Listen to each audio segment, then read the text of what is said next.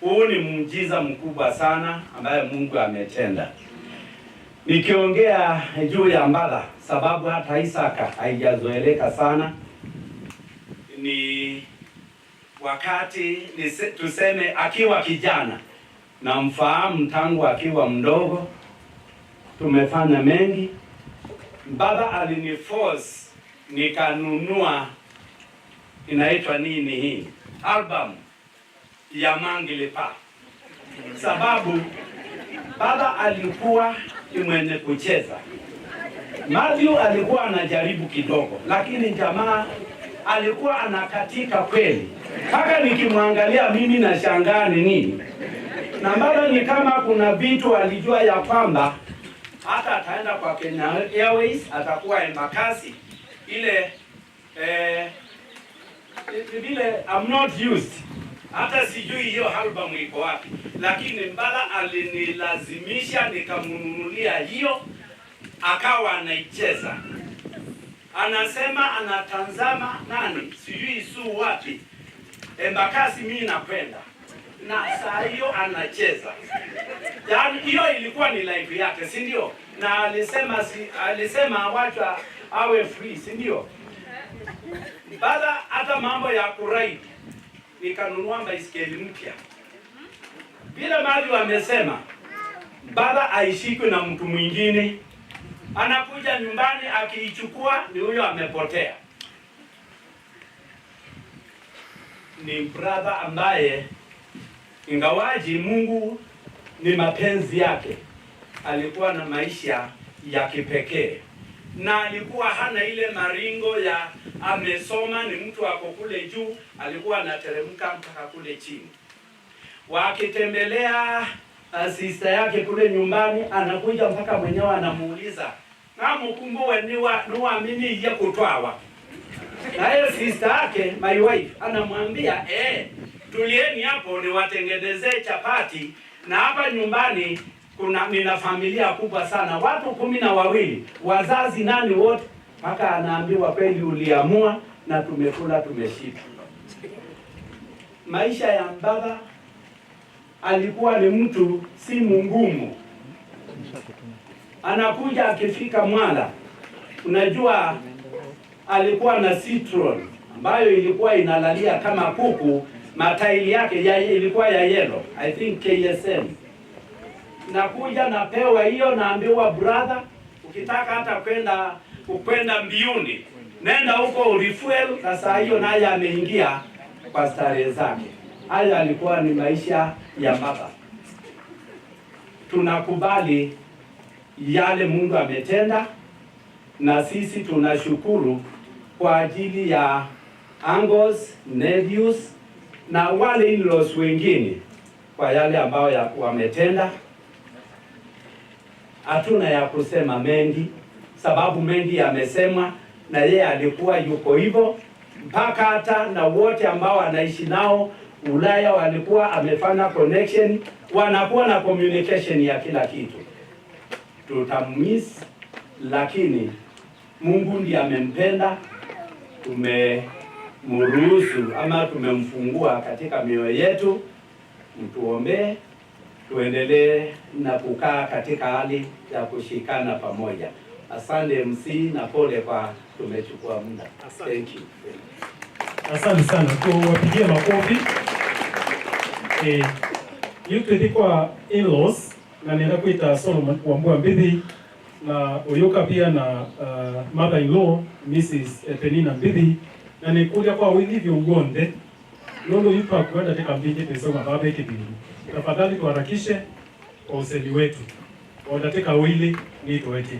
Kwa hivyo brother-in-law na bwana Solomon Wambua, nafasi ni yako, na itina mom Mrs. Penina Mbithi.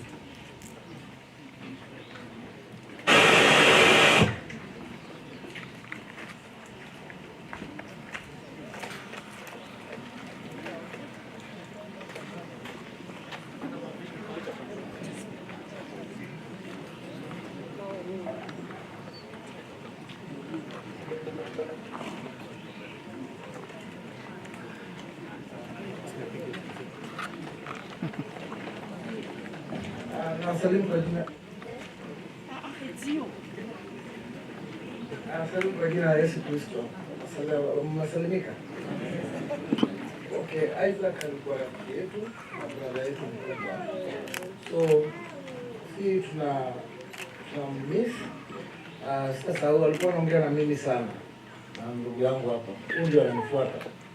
So, ninaomba niombe na tutapatana wakati mwingine. Mungu akipenda. Asante. Good afternoon. Mimi naitwa Mutinda Wambiri. Isaac was our brother-in-law. As a brother-in-law goes, he was a very good person. He had a good heart. Hata mkiongea wakati unampigia simu ama mkipigia, mnacheka, anakupigia story, unapigia story, mnaendelea. Na I say the brother-in-law's member and Isaac was not one of them. And we appreciate him and we will miss him. Thank you. Thank you.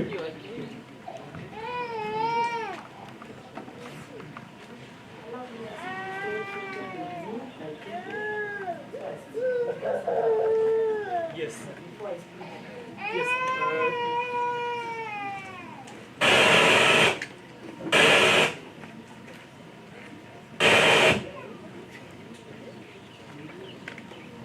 Yes, wale walikuja na Mrs. Penina wakuje wapigwe picha na yeye please. My daughters, kujeni kwa haraka. My grandchildren, my cousins' children. Everybody. My parents' side. I came with my brothers, my uncle, I came with my okay.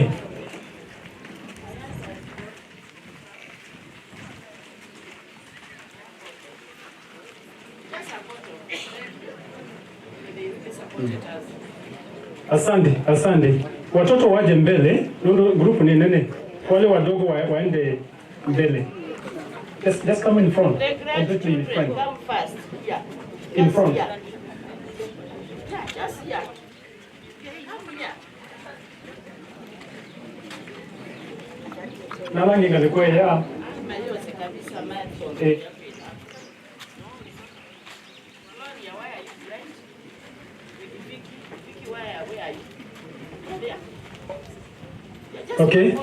Okay, just a photo and then Mrs. Penina, you can come and give your tribute.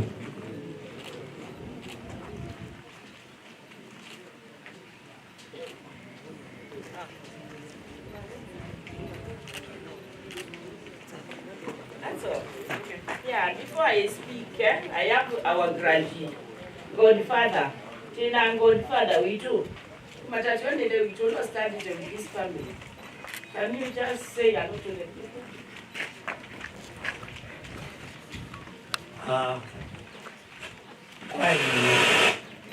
Kwa family no, tumita ya Kiswahili large ni nene na kwa dana emake atui aonde mukie kaini buke vinda yani ya muhimu ya seo.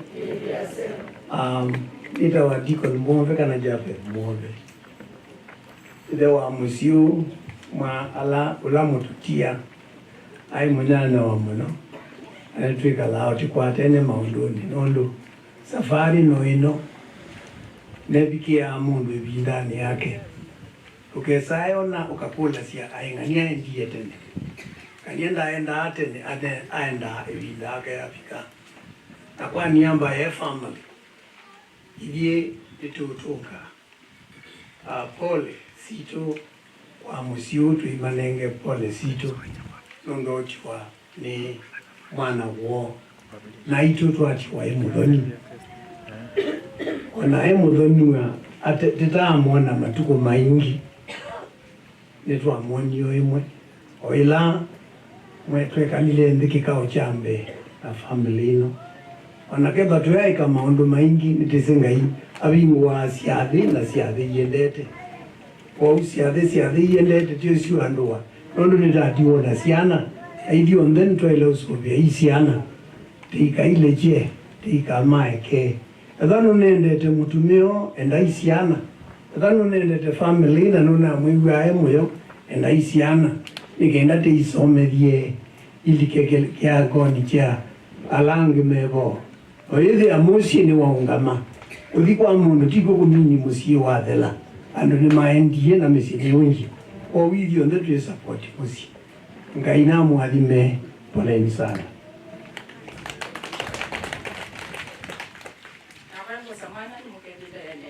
Hamjambo kwanza. Hamjambo na asi ya mundu kijikoko nundu na kuweme. Unaweza kataa kuinua ikatike. Unainua mkono. Bwana Yesu asifiwe. Amen. Koma kuna mimi mwene. I believe that because when you look around yourself, ala umete nitawapenina meeting by the week. Ala umete wili ai. Nutitwe ni king. Nutitwe ni Mungu. Ibata nake.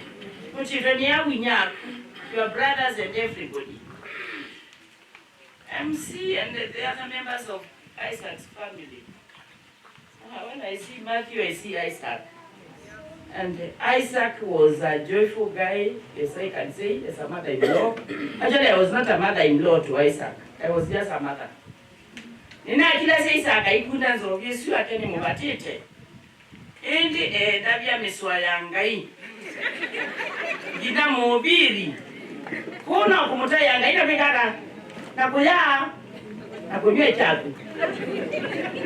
We mutabia muswaka utabia this guy. Hey, he knows every verse in the Bible. You could not tell him any verse. We are no utabia ni bukileva. She is a wonderful person. So me I've cried and I have cried. When I looked around, I asked myself, why only the gentlemen who stood by me? My husband, now my son-in-law, tell me that my son-in-law tena mume. You tena mume siya ile siya kwa mama na mama kwa nimeompika. No, you just call your son-in-law. Umwambie una shida. Kuna shida nilikuwa nayo nakumbuka mazuri yake, sitaongea ubaya, isipokuwa tuliongea hata mabaya. Mungu acha tamundu. Lakini kuna uzuri moja alifanya through Albert. Albert atomiwe kumalanda nyewande tengilie komi. Siana. Albert akaniita mama tukutane town. Ningende dosa ngilie komi ni ndio na hapa. Lakini surprisingly I was given 100,000. What a wonderful mind. Na yila na madabisi mwezi mtisi ndumwandika na mwetu ya. Leila. Na mkuliandi neti sengilio komi kwekata. Ambia Albert ni wa mesiye. She told me to refund back the money.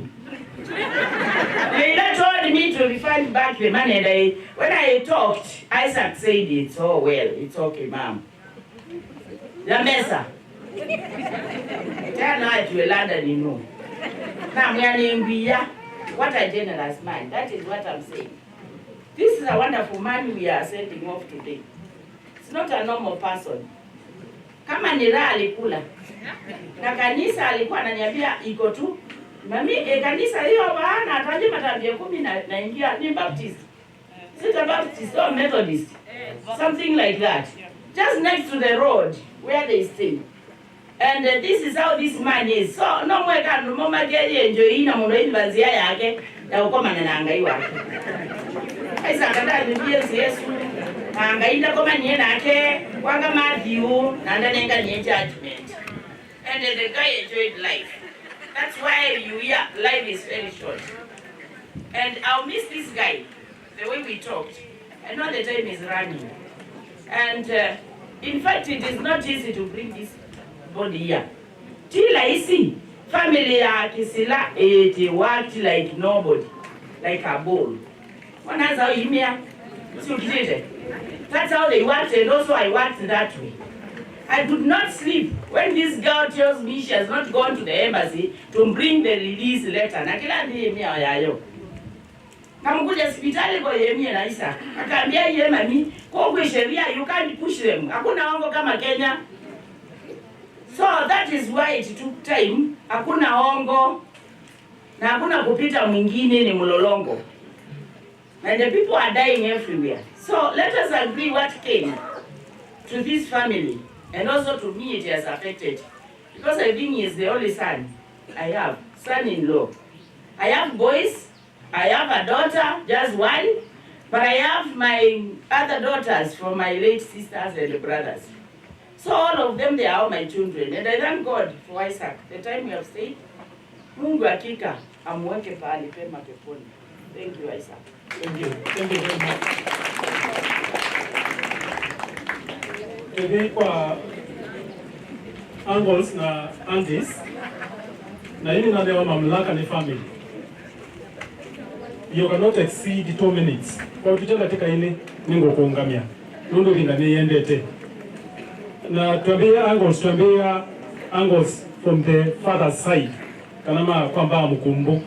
Kwa hiyo nafasi ni yenu. Amweka kwa mituki. Na tomaba the maternal uncles ainaume medeme yumbaditi ni kanamoki. Okwa mituki please.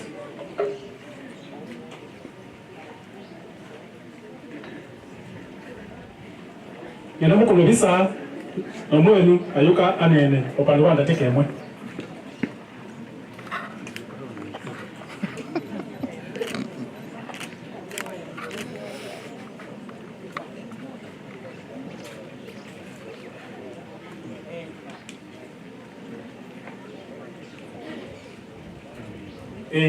Umwenu ni okay anene. I'm reminded they are also twins. Ukaba support twin brother wagu muzuni wa ma twins. I'm told. Umwenu ati ma twins lakini the twin wa wewe. Yes. Aitaka ko liwande dijio ba. Ba yande je ni kwane. Ina na ni airline, international airline. Ayo buku ni wa ni dijio no. Yeisa. Ni pinde we dina kanika kwa. Asante. Asante sana. Ukipiga makofi, hiyo inatosha, hiyo inatosha. Katika ya asante. Utumi mwana wapa atunekala ingalokisio na kwa dobi na wa twins. Kwa hiyo na tuone na kipindi. Kulitu kwa na kisa Asante. Asante sana. One of those uncles, I'm reminded that our Mbatha at Haiza. Nienda kuita the maternal uncles na niamba kuita the three. Kano Ruben na David, Kano na Honorable Mheshimiwa. Then thereafter, the other uncles ni mo join.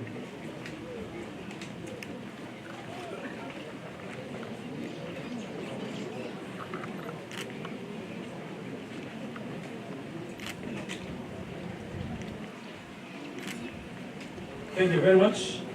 Umawenu.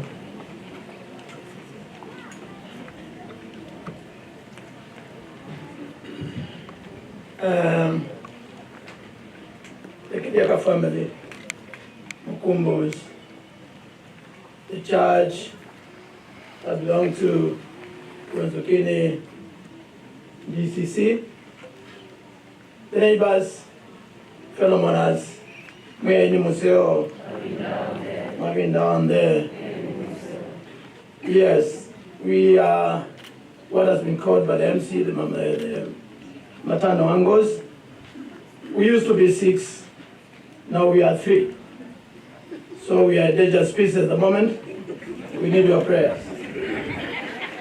Allow me to introduce my elder brother, Kano, retired David Kisila, is the firstborn and the man of the family, the man in charge of the family.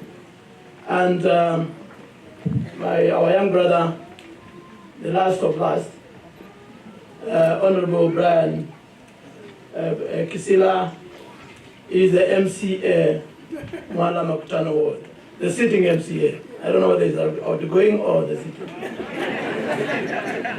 Allow me to give 1 minute to my elder brother. I need to say something before I come back. Yes, I'm going to say. Yes,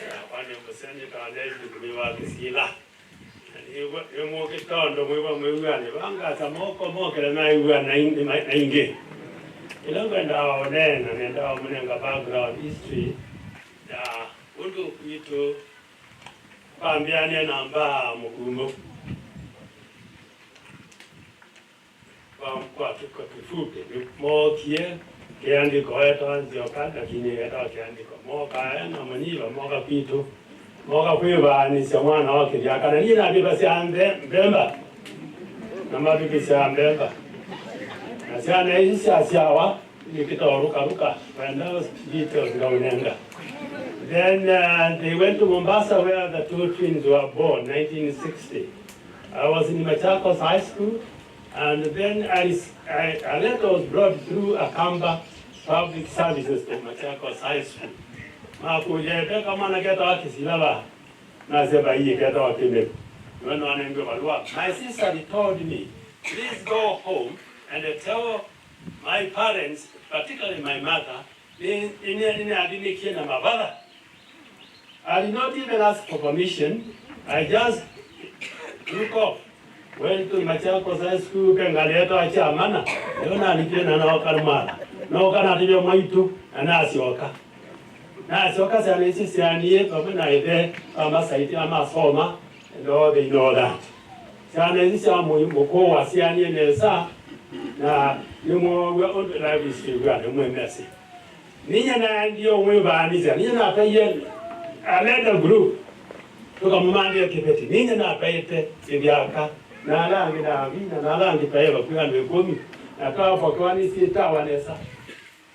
can't remember the year, quite some time ago. I thought we got Kuasia. We are today, Bama, because we sit our way, said, was saved. Now, India, and Boye, and then we sit where way to Aku. That one still remains suspended. Until nuka musimu nenge sito ya mukawa mwana wa inamwebawa. Tuiendelea kuendelea siani sini na siani temuno. Bada na imundu museo. Na neni na kila so mtapeli nae na umani nae muwau. Na neye ango nduka. Yuka mande ka Jamestown. Jamestown.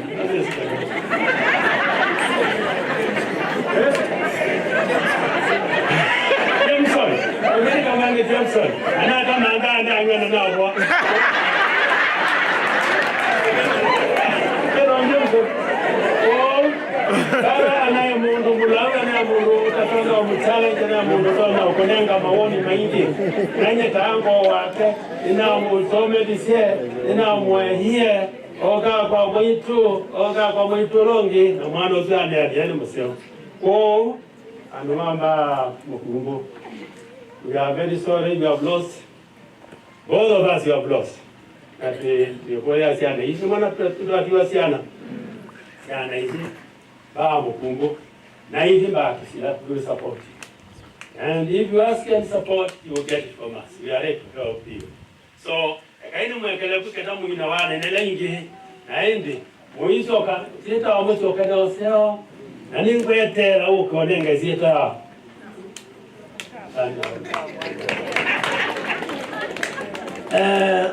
Mheshimiwa, kwa sababu kuna nafasi yake amewekewa kama MCA, hataongea sahihi kwa sasa, lakini mtatuwea radhi kwa sababu as you know, Mbatha through the family ya Kithyaka, it grew under our hands. Sisi mango yake. It's an open secret known in this village kwamba tumemlea pamoja na wale wengine wote sisi kama angos. But it's so sad to have lost him. Myself, though I was an ango, but we were very close. Close in a way that when he came to the university I was working, nani wendete kuyanya mamuno. Nina mutoa and better after unity. I used to buy meat there and we became very close. I took care of him. Even when he went to Daran, I was party to it. I didn't want him to go, but he persuaded me and to release him to go. Because I was telling him there's future in Kenya ways. And I didn't want him to behave as if he wanted to walk before crawling. He wanted to go very fast, And that's why now, when he persuaded me, I released him to go to Dar.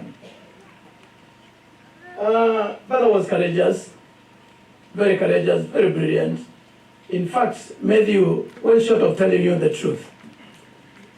Kwa hiyo mwalimu wenda wakileti bacha wao. Na Matthew and my sister, my immediate follower, Sarah, the lawyer, they just feared Kileti. When Mbatha said, I was soldier on, you people, they went to start one together. But when they saw Kileti, Mbatha just disappeared with my sister. And Matthew disappeared with my sister. And Mbatha continued. That's how they were left behind one year. And he was a fighter, I knew him as a fighter. Every time he would, even as an angle, we go together for a drink. And he would just come out with something to either prove his presence to be felt in the wrong way. But he was a bright man, he was a great man. We used to share cars, me and him. My first car was a Volkswagen B2. But nicknamed it Concorde. And he made sure that he had a name behind Concorde, because he wanted to fly higher and higher. When I got the news that we have lost Mbatha, I was the first to be called by my contact. And the first person to call was Matthew. I did not get Matthew, I got Stanley. And then from there we started working on repatriation. Let me thank some few elements in London.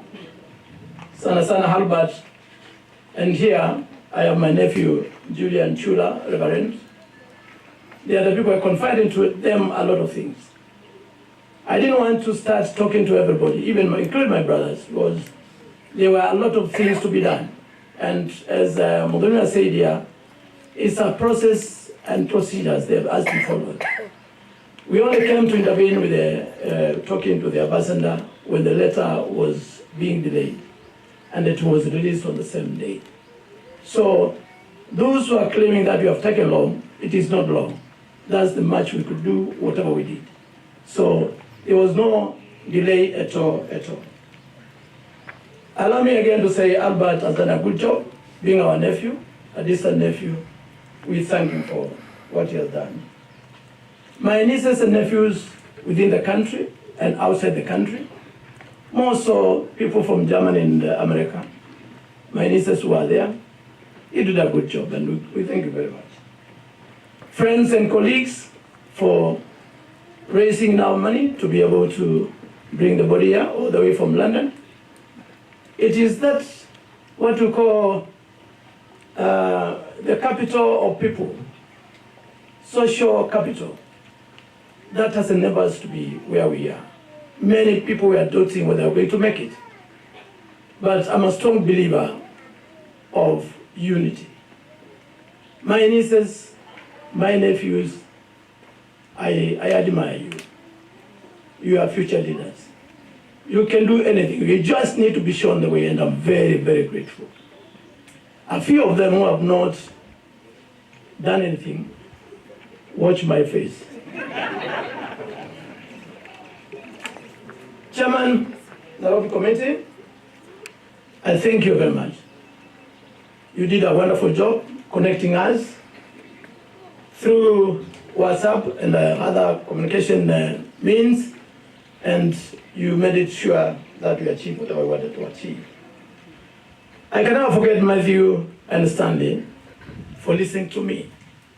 Sometimes you say I'm Ash. I'm not Ash. This is me. That's how I am. I like seeing things being done the way that's supposed to be, and timelines. If I say standards, I can never go down the standards. I'll commit suicide.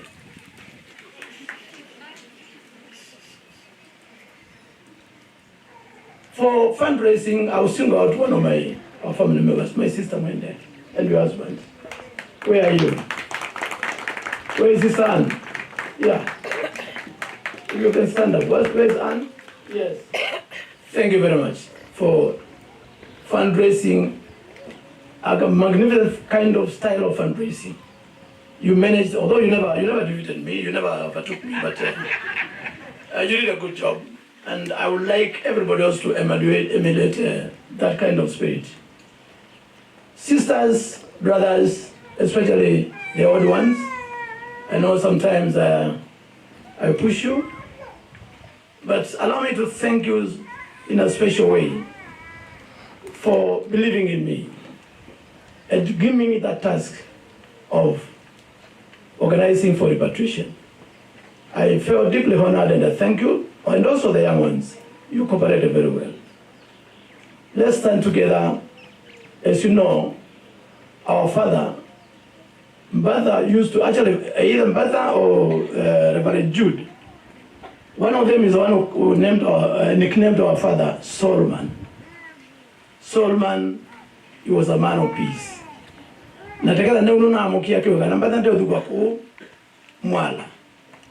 I think he will cast us, and that's why we have to put a lot of effort to make sure that all that is done to be able to bring the body home.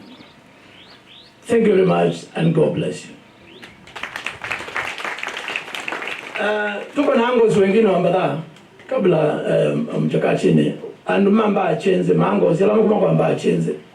The chairman, Dr. Ben Musau, and kina chenze, kina.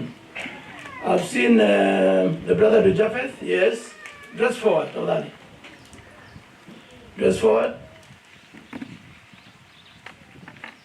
Wacha tupige picha moja, then daktari utaongea kwa niaba ya hao wengine.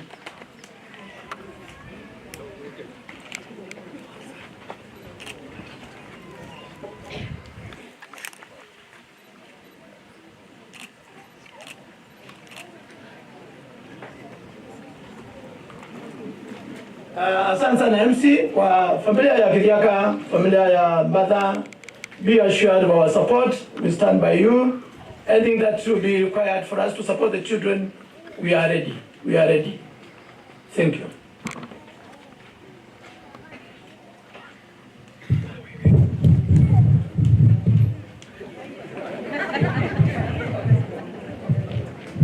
Kwani ngobugere kwa chewa kila tunajicho monde mwenu museo. Mabinda onde. Isaac Mbatha Kithyaka. Kwito anaye mundu mwe munokyo emwe wae wito. Na kwakwa anaye mwana wako andi nibyo. Nuna mananie na genika mwana kanini ni primary school kangi. Nage aisome amasi. Na mananie na gebezila otuma na mwaito ogwe ninya. Nuri jendie sori to ileni. Kai ninya ni mwetu ito. Na uswe ni wabanda maembe aikie mjaiba. Na nituoka wani tumeto mwetu ogwe ninya wa Mbatha ametio na pina tuyagwita njuni na langi andinda yani temwe ona Maria na Mbatha niwe nyeo watu manisoma nundu be ai mundu wageli kuzi skulu inguma na ikisomo kingi izira wakaguma mundu ambe ko Isaac Kithyaka amameni umwese anabalanda mina levels nundu be kindu chekike kuka ngumu chatu motamina Mbatha ni wawe wakeli na Mbatha adika gumo mamasi ni waendia bita max maingi nundu tunambia na emasi wethi anu kwenda omboni urona tu atumando una wethi anu kumbeda muno na kambona sia undu ni tono bita isabu kizungu na masomo ama science laisi akitu kicha wetwa ni June cha kusome ogone Mbatha wagenda bizena angelezia pi na kwatia na kanenga mabuku na kwana atia mwele kiwa mbonisi kwa he was my role model, he was my mentor na vita na Max mabwa no tazimage gizomea mwala nali kagumo na mina kagumo na di ambia uzuze university lo no baye university ngi na dio soma meao na waya yana aya somye na kauma na wewe yani wona alikilekena yawe now citronism wa da ninje na iwambe ogwana oga umboze university lo bi agande demozie na yuka kuko na imbe sengi wa chuma na toga tuyisela batu yuwe waninya wa munene yuwe wanguko twaya tuyisela koya kwendau Joseph Gizila tuyamba tuyisela ka ngundo kwa Ben na tuivi eira kwa Rubeni kala kwa Kano David Kimeu na tutana mbazila kwetu ezila angulone alani wobina wasowe dasia bada nonese anumagena nona mrenga anda ya muno o ela tunakwatwe ni report ya kuchaki ileta na ume ni tunozie takindu cha bata muno na tunatata wala tutonana nengine toka mubea ndizo kone na ingi onabala my senior learned friend Chalombo uno kwizonena on behalf of the Nairobi committee no dinena kele inena numete bona asie bada ngomba o ela na ndiye landed ambiye ndi yakadebe tilandi ndi abeze tondo nizikangi ona bada na mwomo na urevine ndiye Canada na mali yakula na ndete Ottawa isi Quebec na Toronto angeleze tu street to the bada deba ndeke rodanese na uwe wake uimaela o kila tukwaze to his children particularly please take your role model from your father. He has been our own role model. He was older than me, although he was our nephew, and he actually inspired and mentored us in a very special way as an exceptionally brilliant person who was very courageous. So we guys tell we will go kanano ba we then we focus na when you don't have interest na mabuku you have to become friends with your book na mwipati ya ubone tonu mbele wa kwada anono watu disiteka tabe okwadi owo tezi ovita to the wife pole sana Mungu akufariji we have to accept na to release Mbatha nundwe mwana nae na kwanzia mwana nuni nyenonda nenga ijende kingiona kwangu mwoya ichende wala bengai ngai amwiwete amwege na isi akikete na imo jozube na watene na tene. Thank you very much. May God bless all of you. Thank you. That's very powerful. Thank you, Daktari. I like the way you finished. That is the only way. Thank you. There are some angles. I don't know about Andis who did some very great job. The Mubungus, my former classmate, Bob Chalo Kujen. Bukai. Nino ni Mubungu Paul na Justus Kujen, please.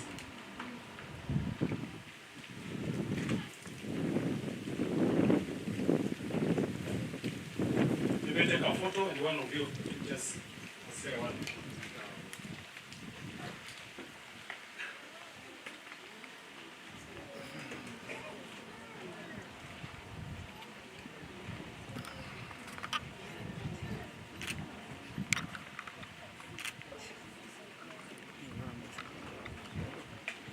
Yes, Omoenyu, you okay? How are you doing? Basi wacha niongee Kiswahili. Nashukuru kuwa mahali hapa leo na tumekuja na faraja kwa familia na tunasema vile kifo imekuja tusiwe wale ambao tunahuzunika kama hatuna tumaini. na kwa hivyo tunasema Mungu amemchukua kwa wakati wake, maana kila mtu akikuja ana hudumu kwa wakati wake, na siku yake ya kiama ikifika anaondoka. Kwa hivyo himizo ni yetu sisi wote tuwe tayari, maana siku yetu itafika.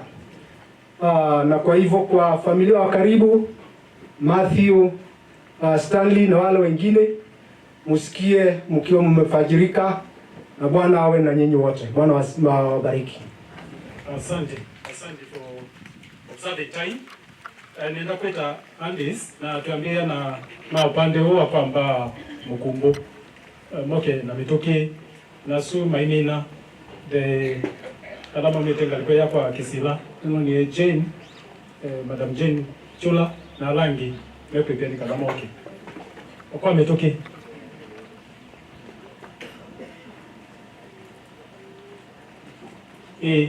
mebobo maanti makuma koko kwamba mkumbo wako Tita Mebo. Okay. Yes, the Kisilas. Daughters, kujeni.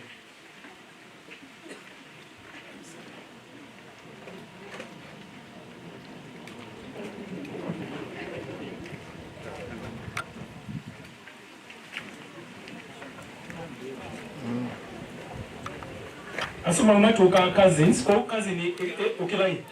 Cousins na the late Isaac Moke nikata tuota evinda na to mabo nenda nieces and nephews ever mede meyumbaniti. So Andis, the maternal Andis wakati ni wenu, and then you appoint one to speak on behalf of the others.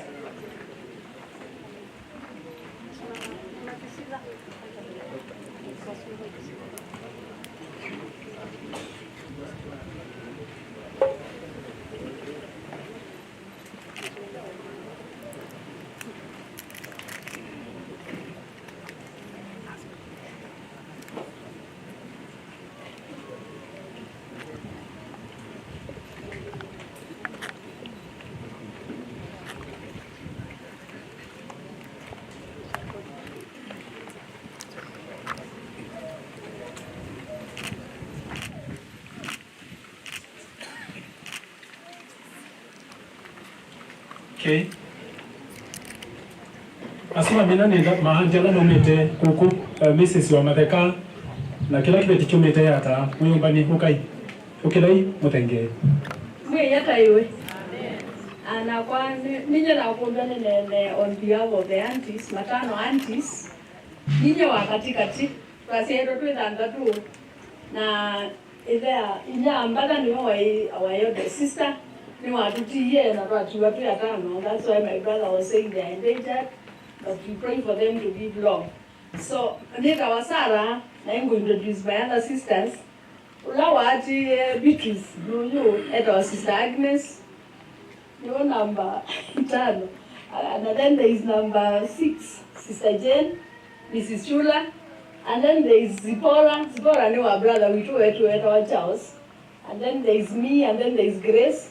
No, there is Mama Kisila, who is the wife to Kano Kisila, Pamela, and our last born is Wende. So we are with you on there. Na hiji twendete Mbatha tamana witu.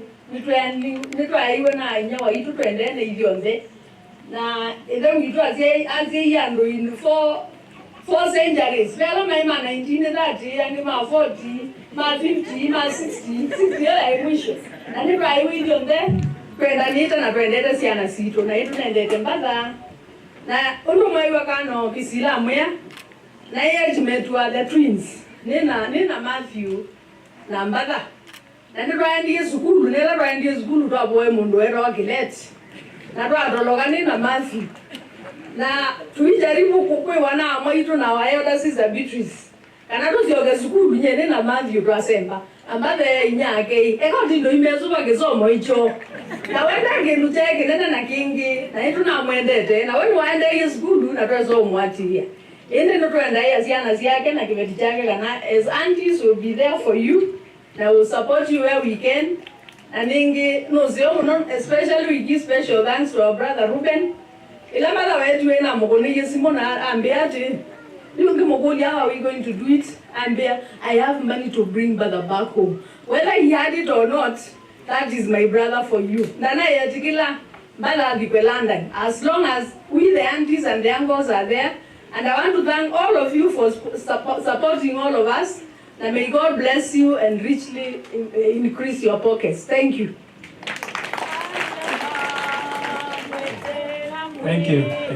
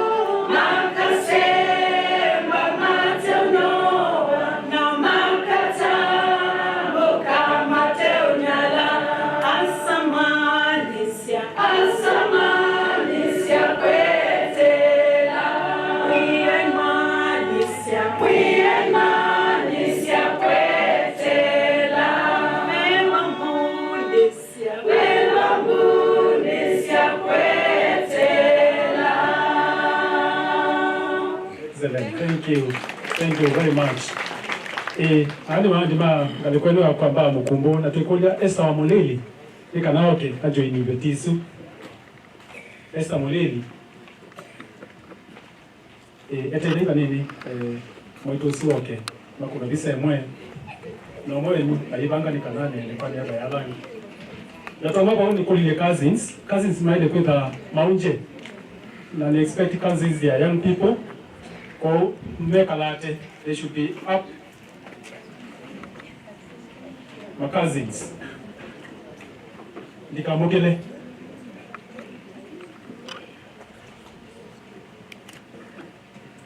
my cousins ni the Molelis, the Nziokas, nalikuwa nalima bea kuungama Amos and the rest. Omwenu mwaito okay anene kwa niaba ya rangi baba.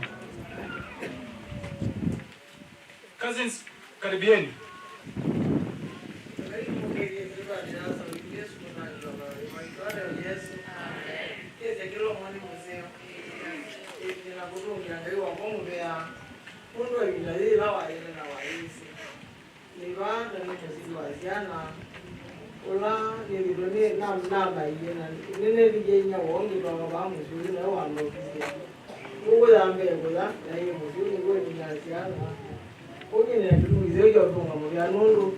Wawendola wambonizie na nendelezia na zili ndete. Nena kutunga mbyano ndo atukilaki wote langa hiyo na wakizi. Kila kinja waja umajani. Kana hivi ngazi lazi yuko ndangi utunengele kwa lazari. Tigali de bondo amunga kile tigali de bondo amatimanga hiyo. Nela mundu wewa kana nukwendo tangiwa. Ndegwe ndo tangiwa. Enda mondola mababu kwasu mama nduko meidwa kana ndika bita nesimbi kana modani mokabita kilo ndo joyi lwandi ukabita umwila Yesu umwene mundu mwendena kana ngaino mutakira na ndela mweba mudisome wala utangi ngaino dikira Yesu mundu mwene okuza noma nangale kuno bandere kuno makane we mitini kana mekale gani makane we mitini makana ngwa makane wa mitini makabande kwano Ekaname kaleza baida we kwa mu gaino ekala eda yo goni mukula madini manga mwirigele Yesu la wikala ulani manete na uloza mwana wande. Asante. Kuna mama kwangela mzio na kuliwa mama wangu mage kala magwada msiwa mundu maga mina mwazi ana yake nikali de mundu wangu ngale mundu wangu ela malaki wezi ambalamu ni wa mwingi kana namumani Israeli na agia mwiya ula mwazipenenga iwa umunga ilikale mwikile Yesu kamwenda na mwikwe ya maundu kaito na mwikwe ya ngelanyo Amen. Cousins kwa mituki tunayelinda cousins. Yeah. Thank you.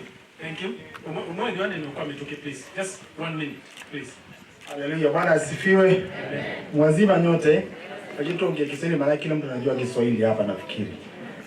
Lakini mamangu ameongea mbinguni na pastor huyu aliongea, kila mtu wake maanani. Anasema ni asante kuhusu my cousin Isaac. Ile naweza sema tu nilimjua kitambo na incident alizokumbuka na wakati mmoja walistrike na university wakafukuzwa. Alafu the second time we met alikuwa Kenya Airways, we met somewhere in Chawango and that was it, but we thank God for the journey na nashukuru Mungu na kwa kila jambo. Niko na ujumbe moja tu. Ule mamangu amesema mambo ya mbinguni. Ya pili, kwa mtu yote anawakilisha serikali hapa.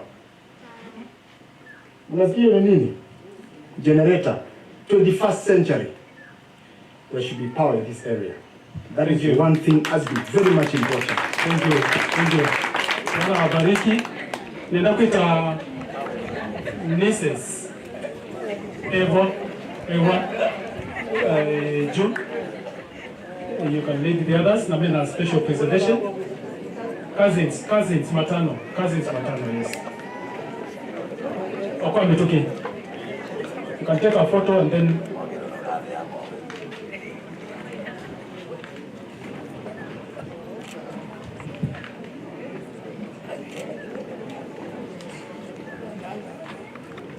Mweni museo. Ama binda onde. Cousins Nengi, lakini tutono bikabaidi on there, quoting a short tribute to our cousin Isaac. And then go some ya Philip Kisilala we mwingo na niona tutedese kwa shua kana cousin tunoa bikaku na ingi somo ya cousin tutewa tano bikaku ya Laura ko okay musome.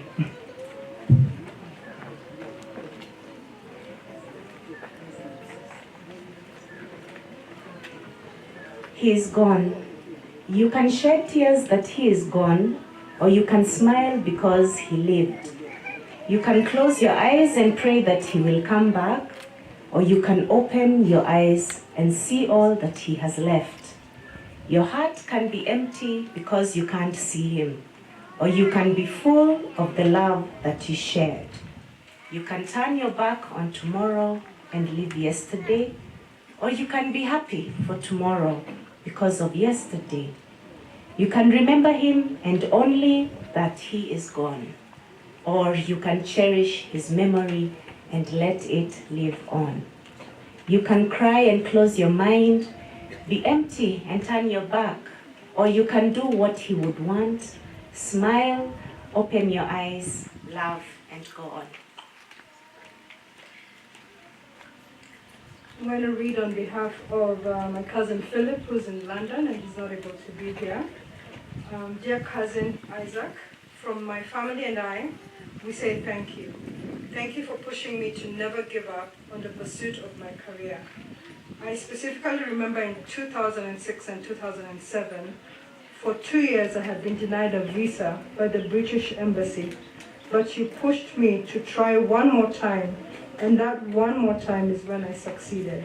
Also knowing that the application was a financial burden, you assisted by paying the cost of my application process. Mine is to say thank you and say hello to your best friend, Umar, from us. Rest in peace, cousin Isaac. Thank you. And on behalf of the other cousins, I have a short tribute to read. And it goes, in life, there are always two sides to everything. You make choices to be or not to be. You're either hot or you're either cold. With cousin Mbatha, what you saw was what you got. There was no in-betweens. He loved unashamedly. He loved his family. His love for family was deep and evident. He loved us as his cousins. Any opportunity he got to be on the phone with any of us, he would ask after every family member, most family members, how is so-and-so doing, and so-and-so, where are they now? He'd inquire. When growing up, we knew him as a wild cousin. Today, I found out why he was a wild one, because it's the calm after the storm, so those 15 minutes made a big difference. I've understood that today. So we knew him as a wild cousin who loved life and lived it to the fullest. And whenever he got an opportunity to spoil you, he would do it without expecting anything in return. With cousin Mbatha, there was never a dull moment, and those are the memories we will hold on to. We remember his yellow Citroen and his motorbike in London. I was personally horrified when I heard he had a motorbike in the heart of London, but that was Mbatha. He was daring. My fondest memories of him was his love for music and just having a good time. Mbatha loved music, but let me tell you, he didn't have the voice. But that didn't stop him from singing. Whenever you met him, Mbatha broke out into song. I remember songs like It Must Have Been Love by Roxette, There Is a Time by Nana Muscuri, Take Me Sailing by Demis Roussos.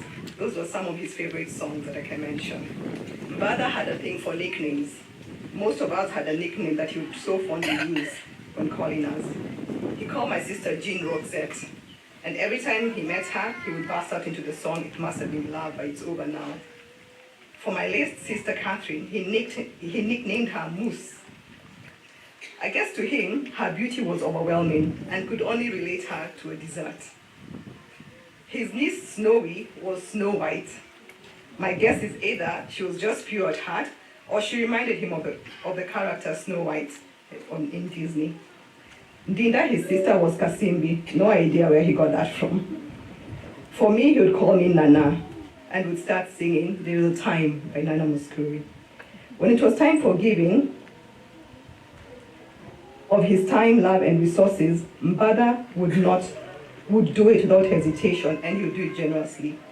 Whenever he visited my sister Joanna and I in Scotland, he would treat us to lovely dinners, take us shopping and outings, and just spoil us rotten. I remember the first time I went down to the beach in Aberdeen in Scotland.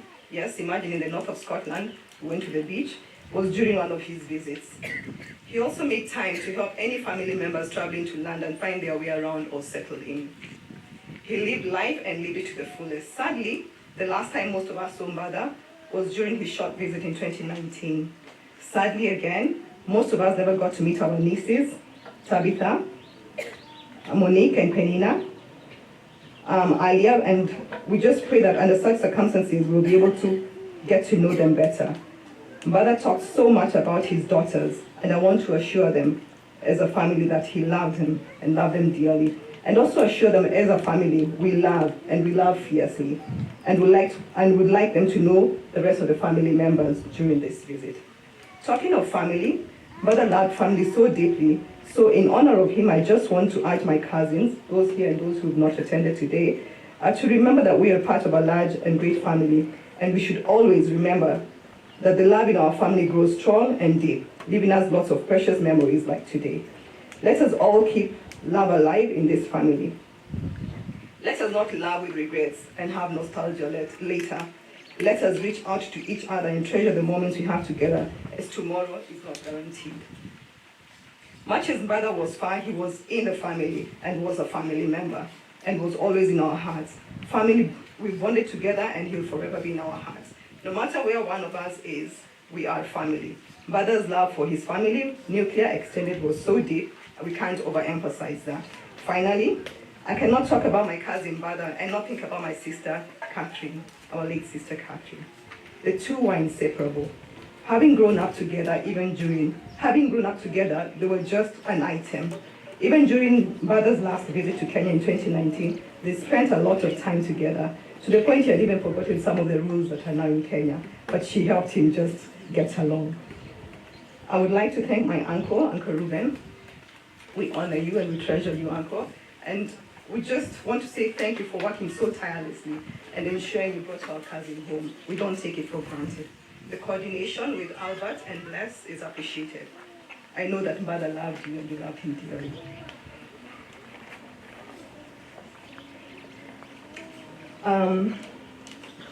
We don't take what we have for granted as a family and just want to appreciate each one of you. I'm sure Mbatha would have appreciated what we have done for him over this season. And to Leila and the children, we just want to assure you of our love and support during this time. Rest in peace, our dear cousin. Thank you. Thank you very much. Let's clap for them. Just 1 minute, please. Just 1 minute. Ndo mange keni mketi ndani ya Kristo myself. Nenda wa mtu wa ndamu. I want the Kithyaka and the Kithyaka to sue Raila for the use of the name Baba. Baba originally started with Baba. That is his name. When I was in Machako school, he used to bring me chapati and chicken on my birthdays, the 19th of February. And at that time, I remember Matthew called him Baba. So I remember Mother as Baba. And I think it was coined by Snowy trying to pronounce Mbatha, then came to Baba. So originally, the name Baba belongs to Isaac.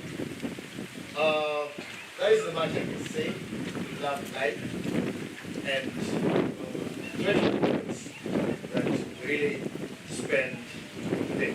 My first jacket when I was employed, the witness and Uncle Brian, the witness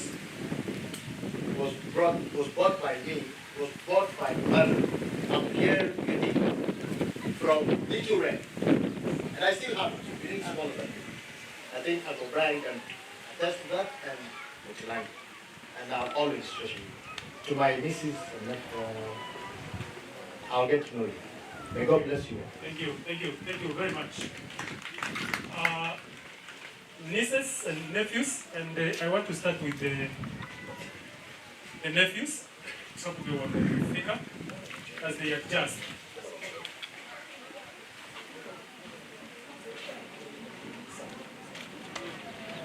Snowy and the others, could anyone join so that we can save on time?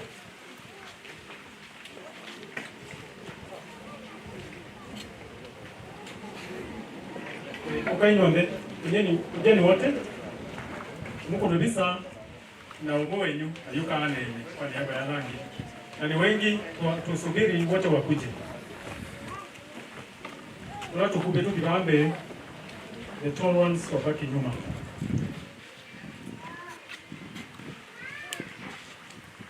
Kuna wengine wanakuja, subiri msichana. Okay. One of you, please, come forward. Good afternoon,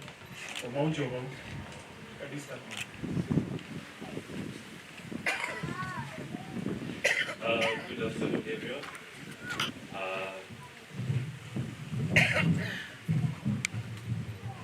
Tukitoka hapo friends, Moke na tuna bwana Mutilangi among other friends. Ala ngometa na the committees mande na kuyomba. Good afternoon, everyone. My name is Mbatha Kithyaka. I am the direct nephew of Isaac Mbatha Kithyaka, and I will be speaking on behalf of the nephews, and I hope Snowy will talk for the nieces. First of all, I'd like to thank each and every one of you for attending this day and celebrating my uncle Isaac. Yes, I can say a lot on behalf of our nephews, but personally I feel like this is a bit hard for me. Actually, I prepared myself for this day. I thought I'd be cool, calm and collected and nothing would happen and I would not have tears, but I think as my dad spoke, one thing that, and yes, I am much younger and I did not get the opportunity to interact and get to know him as Isaac, but from the way my dad spoke about him and the way everyone has spoken about him, I feel like I am the one who is in the casket because he's Isaac and I am Isaac, but because of his value to people's lives and how he was honorable and yes, my words are getting lost, but okay, yes, okay. that's the much I can say, and Thank you. I appreciate each and every one of you. Thank you. Thank you. God bless you. God bless you. Snowy, just 1 minute, half a minute, and then Snowy. Yes, half a minute, and then Snowy. Good afternoon. I'm Romeo. I'm Mbatha Kithyaka. I'm nephew to the late Mbatha. It is very sad. It's a very sad day for me. It has been a very sad month for me because, for one, I never got to see my uncle. I've only seen him today in the casket. But I feel also happy because of all of the people who have stood in front here today. We have spoken good things about him, and I feel like we, as the nephews and the nieces, it is up to us to take up the good and make it more visible to the people, and we assure you we are going to do that. Thank you. May his soul rest in eternal peace. Thank you. God bless you. God bless you. Snowy, just a minute. Snowy, I know Snowy, you can talk. Just 1 minute. Okay, good afternoon, everyone. So I'm the famous Snowy, you got Snowy, but originally my name is Beatrice Mutio, named after my grandmother, who was the mother to Isaac Kithyaka. Basically, I think I'm the only, I'm here by the virtue of being among the oldest among us, isn't it? Yeah? Yeah, so I grew up, because when I grew up, actually, I grew up in a big family where we were with, I call her mommy, because to me, when I was born, I just knew this is our mommy, Agnes Kisila. Yeah, I love you. And I know you're feeling this because Isaac grew up with you, and it's hard, it's difficult as a mother. Yeah. Also, I grew up with my uncles and aunties, and we were basically like sisters and brothers. And he loved me. That's all I can say. Uncle really loved me. I remember even when I was in South Africa, and sometimes you'll find they're harassing you for school fees. So one time he called me and was very chilled, relaxed. And he just told me, don't worry, everything will be okay and everything will be sorted. And he was special to me. He was special and he loved me. I believe the favorite sister was Katuko, Nduko, auntie. She's there. I feel bad she didn't get to talk about their relationship, but he really loved me and Katuko, and would always send us here and there. So let us just be strong, as we've been told. Many people have talked already. He was a good man. He just lived his life well. He enjoyed life. So it's good. Let's enjoy life. Let's love each other and be there for each other and be blessed. And now I think we have a tribute from Diana in Germany, which will be read by our sister. Good afternoon, everyone. I'm Nancy Mikali, and we have 3 of our sisters who are in Germany. They could not make it come, but they sent their tribute, which I'm going to read. Losing a loved one leaves a heartache. No one can heal, but their loving memory is a precious gift that no one can steal. Some of us may have known you, some not. Family just like branches on a tree. We all grow in many different directions, yet our roots remain as one. Rest in the hands of angels, free from all pain, waiting for the day we all meet together once again. You may be gone for now, but we hope we will meet again in a world where darkness and pain will be no more. You have closed your eyes and rest, and we pray for peace wherever you are. Rest in peace, our dear uncle. That is from Diana, Lynn, and Irene. Thank you. Thank you. Thank you very much. Now I'm calling Mr. Mutelangi to speak on behalf of friends. And thereafter, we are going to have committees. So Bob, you will represent the Nairobi committee. And I think that will be the last speaker we are going to have for the day. So, Bwana Mutelangi.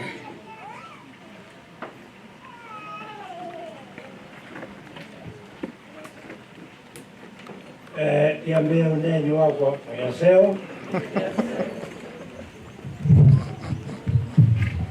Ni wazi kakiua. Ni mapesa. Kwani hapo.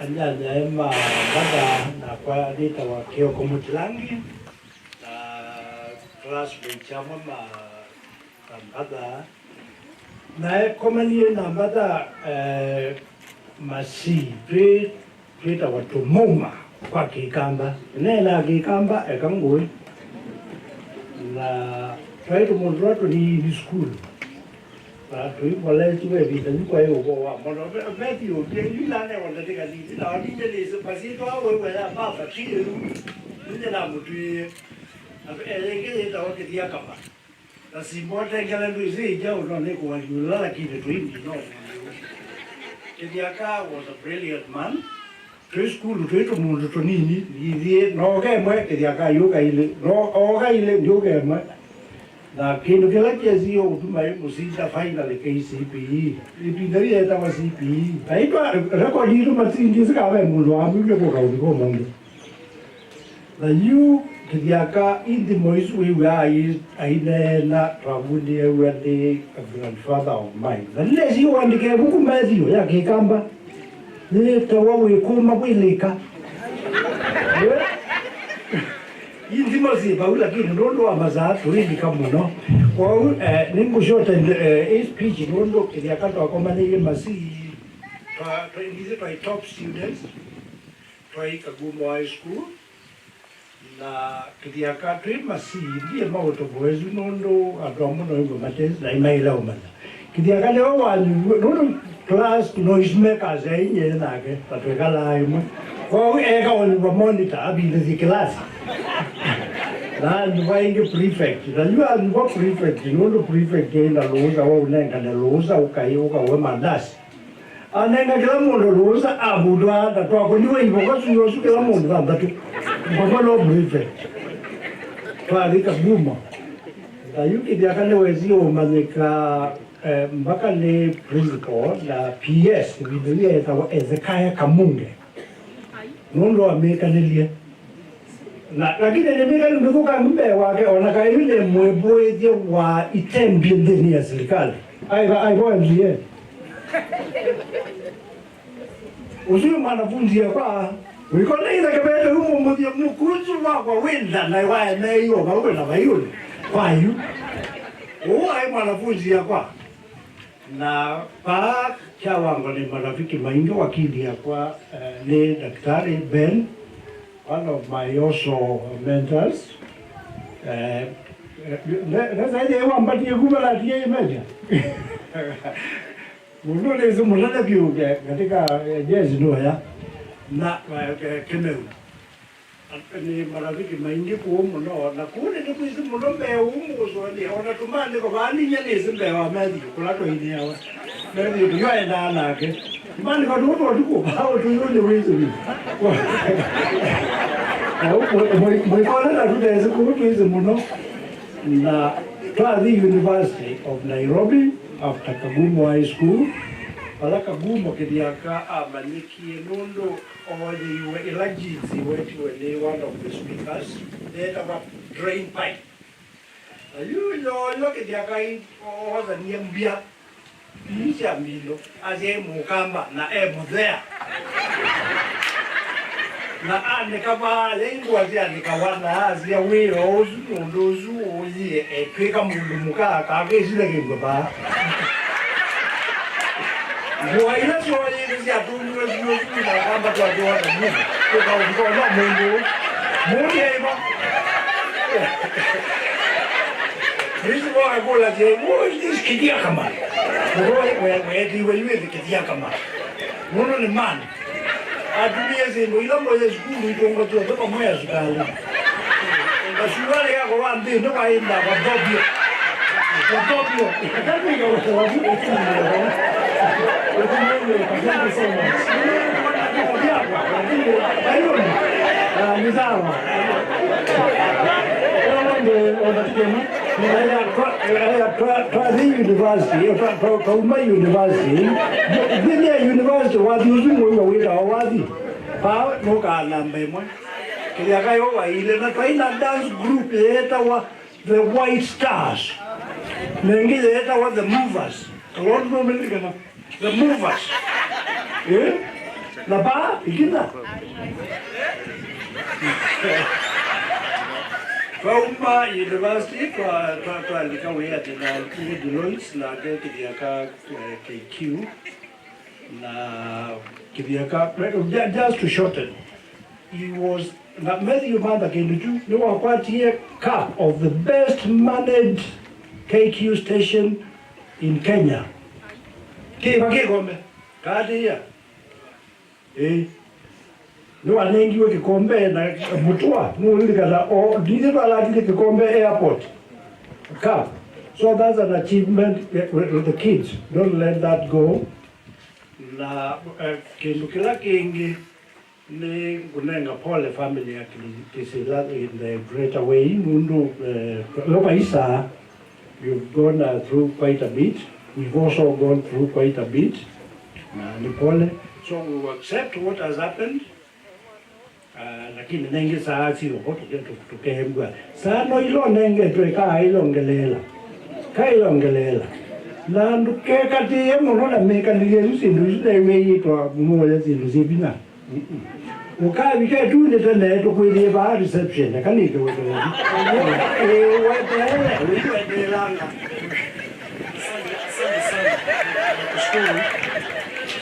Thank you. Mutekalitendi, Bwana Mutilangi. Maybe the lady will speak, and I also want to give a chance to architect Sylvester Muli. Yes, go ahead. Good afternoon.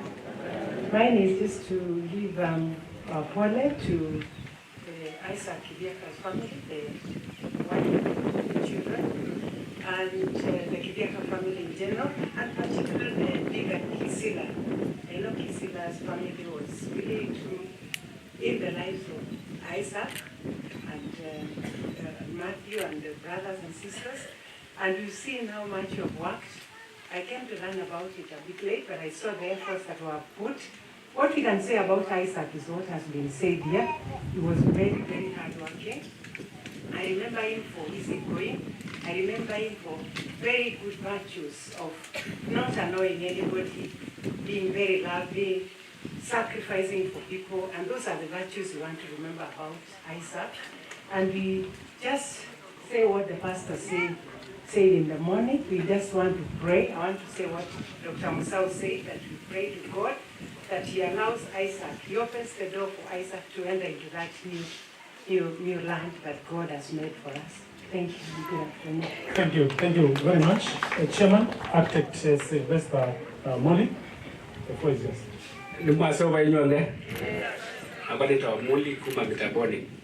I'll speak in English so that those who cannot understand Kikamba can be able to hear me. What has been said about Isaac is very true. I've never seen somebody as courageous and as brave as Kithyaka was, or used to call him Kithyaka. We met 44 years ago in Kagumo High School. He was the first person I got to know in Kagumo because he was loud and everybody could hear him from very far. So I heard him talking Kikamba with Mutilangi, and I discovered kumbe there were a few Kambas in Kagumo, and that's how I got to know him. We went through high school, we joined university the same day. He finished earlier than me because I was doing 2 more years. He started working, but when he started working, our early years of work we spent together. He was staying with Mutilangi in the same house in Southland, and we remember him for his love of coffee, and he would take coffee first thing in the morning and cough. And say, you must cough when you take coffee. He was a gentleman, a nice person. We shall dearly miss him, and may his soul rest in eternal peace. Thank you. Thank you very much, friends. That is great tribute, and we want to appreciate you. Mutilangi bugo tuna kuita wara. Bugo tutatoka bookshops. Tuko nilisa.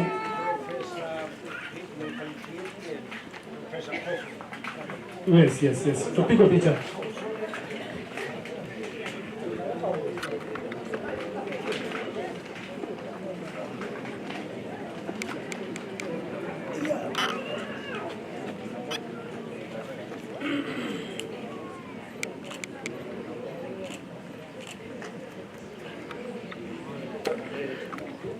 Asante. Senior Counsel, Bwana Bob, you can have a photo and you invite the other committee members.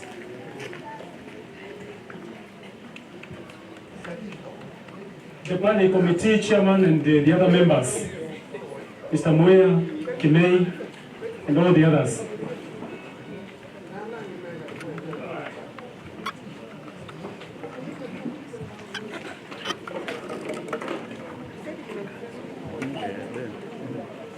This is the planning committee for this important event.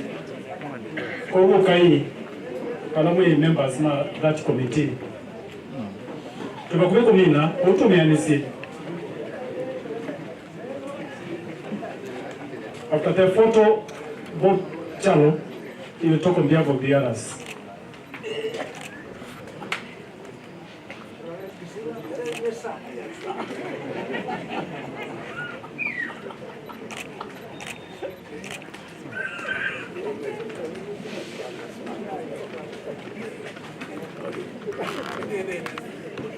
Hey, ni musiko. Mavi naombe. Andine we mwingereza. Mwe ni museo. Mavi naombe. Kaino semanyo kwa niaba ya kamiti ile na ilobi ile na vanga chadiki nitungemuvea wimanya nundu ninatethesie wea mwingi muno tiambisia savaleno ona tiese kana nitukafika muthenya uyu umuthi natumbanĩtie athĩ cianake tondu tumbanĩte vaumbu kuni tutunga muvea munini na nini si kuna marafiki wetu ambao pengine hawasikii Kikamba. Hivyo niruhusuni nibadilishe lugha kidogo tu sababu yao. Kuna marafiki wetu wengi ambao walijitolea kwa dhati, wakatushika mkono na wakatuwezesha kuja mpaka hapa. Haikuwa safari ya rahisi kama vile mmesikia, ilikuwa safari ngumu na ndefu, lakini kwa sababu ya Mwenyezi Mungu, nguvu za Mwenyezi Mungu na baraka tumeweza kufika hapa. Kwa hivyo kwa familia msikie mmefarijika. Samahani wengi wetu tumewajua mara ya kwanza hii leo, lakini tuko pamoja.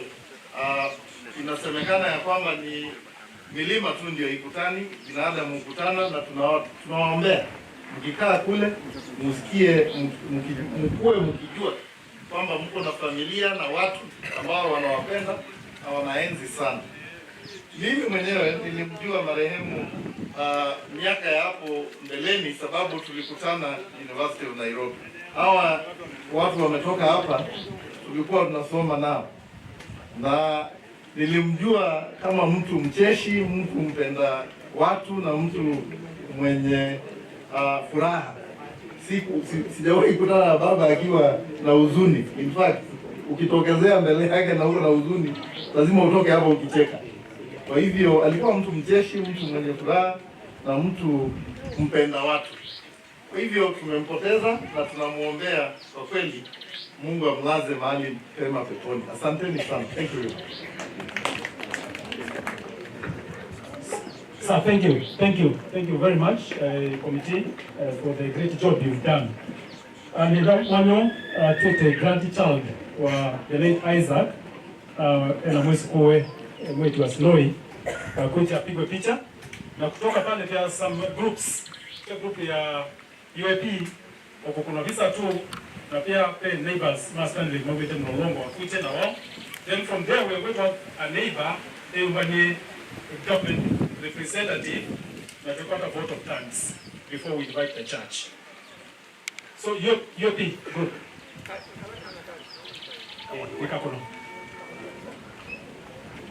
The UAP group. Kadame basa the Mlolongo group wakuje wapigwe picha. Na mwika tia. Mlolongo group. Quickly. Come over to the neighbor. Utoi Eyumbani.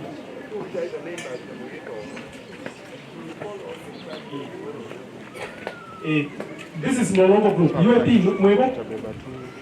Just for a photograph.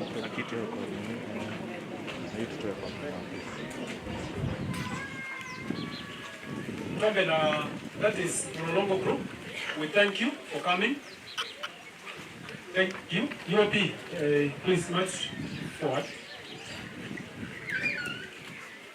Thank you. The UAP group. Thanks for coming.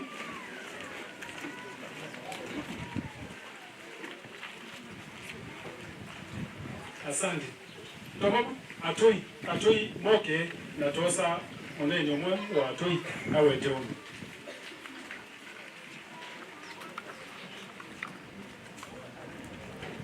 Thank you, the UAP group.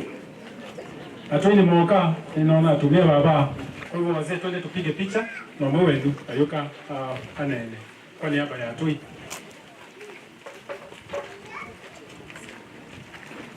Wala Chief, be ready. You are next.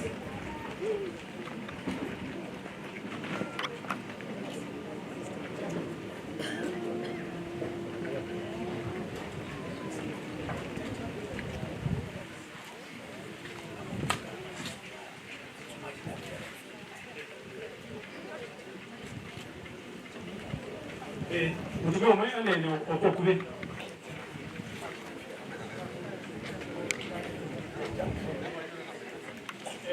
Kama no sema nyoni mukeje mwase inyonde mwase ingi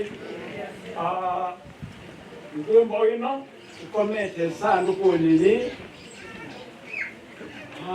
etawa Isaac Kithyaka na manye mwana munini kwa ninde wa uyo na ngomba ya kisomo kumsio ndeyo asomea high school wao number 3 oka number 1 or number 2 na kuba Auburn University unumwewe ingi maiki mayasya wadi kiweni kiyo Kenya Airways kumana na Kenya Airways ibinda yasanga na kimuno kumaba ingie Saudi Arabia au Saudi Arabia ngo waingie London na London kila kineli wedalione yake ruikese lakini lawa minye na otiwa lezayo itakwati report Yesu yuno baika lakini twasenga ngo musiwa amba mukumbo note ni musiwa ndo etikelia dei ni maise kunde kwenda kwanga hii labai mundu ai katoru ona amisia yala yeka igina cia choka sielia mutula munene no balukile yi kwatwa ni kiyoyo imwe koma milioni ingi koma ikuduni makitio binge na masia ngayulo weta ero wewosa aime ani wekila kiri kondo ngayulo kia senowe ngayulo wosa lo kia se alubamba mukubbo iwe imwe kia kise na atoi na ndwara mena ntakame ya msio. Asante sana. Asante sana. Bwana Chief. Bwana Chief, kuja. And then you invite other people within your office. You know the protocol.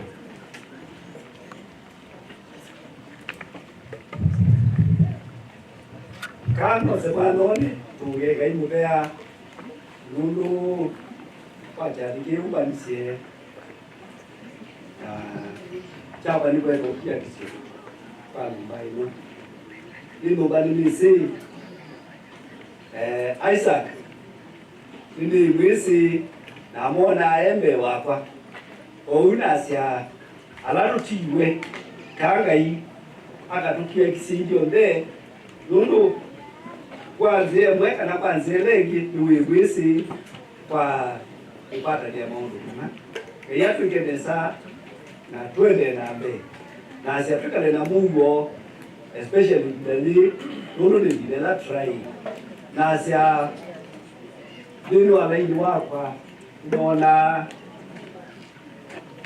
my supervisor DCC oli mukuli okwanda ya kana okay atenge bisaka cyo kiaksho na mimi na MCR bali mheshimiwa mtu kikedaidi Andres yani cho mundi.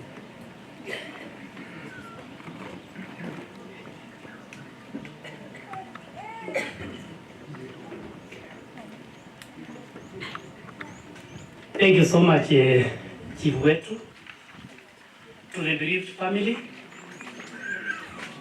watoto wa marehemu, Matthew and your brothers, familia ya Mbamukumbu, and also the Kivuvo family, who are our in-laws, because I stand here not as a district commissioner because I'm at home. The chief ndiye boss hapa, mimi sio boss.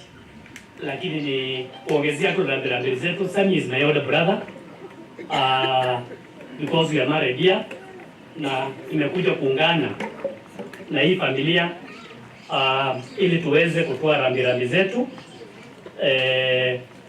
za kuweza kufariji familia, manake ni wakati mgumu kuweza kupoteza mmoja wao. It is just Matthew has put it, when you lose your twin brother, because it's only somebody who has a twin who can know. If you so much that wouldn't mind joining him. So ni wakati mgumu kwao, na nikusema Mungu aweze kuwafariji, na vile vile out of all what has transpired here, I believe every one of us is supposed to be able to pick a lesson, that you can pick the positives and what you need to improve on in life, because we are here temporarily on this earth and we do the best that we can. Na because the chief akumbusa kidogo, kuna somebody among us who has raised an issue about electricity, although I'm not the one who is supposed to answer. I think the only thing that I can state is that development is progressive.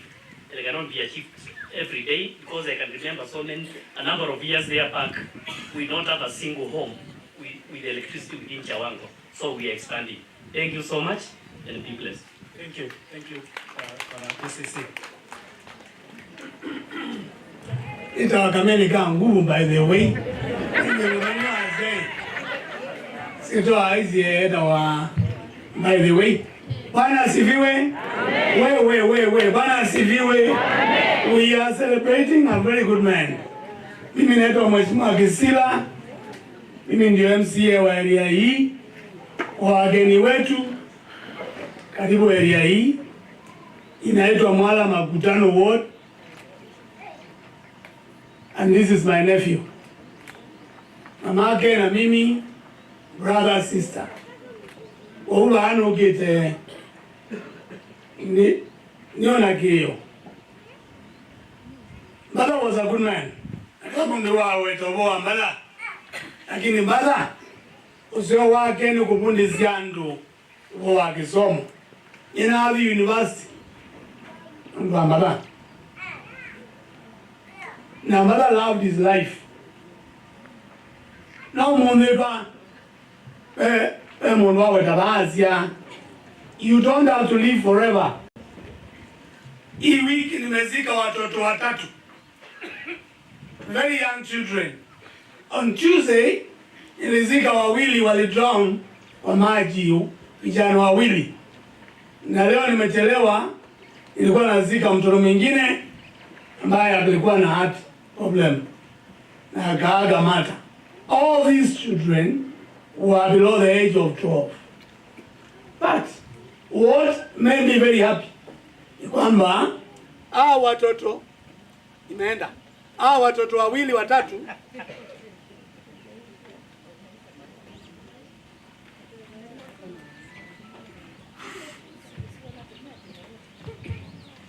Thank you very much. Hello. 1, 2. Mwambeba. Siana isu ile nezikie kanaita tu. One of them anaitwa Kameni Kangufu. Anaitwa Benjamin. Kana na miaka 12. Na matiko mako manai na andu mewangili umwe. Nondo wa maisha mako, the way he touch people's lives. You don't have to live until ufike 100 ndio you change people's lives. Ukitoka hapo wewe mwenyewe Mbatha ameenda, wewe mwenyewe isilie wewe Kithyaka. What have you done for other people?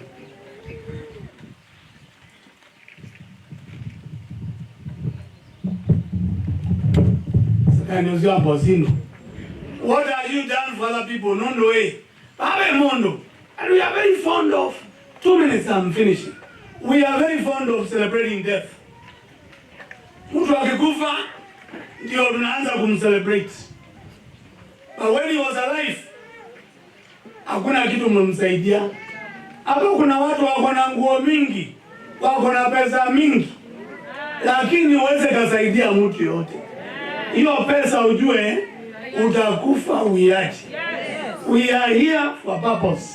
Na kila mundu ama na yumalawanza, you live your life around the people who are with you.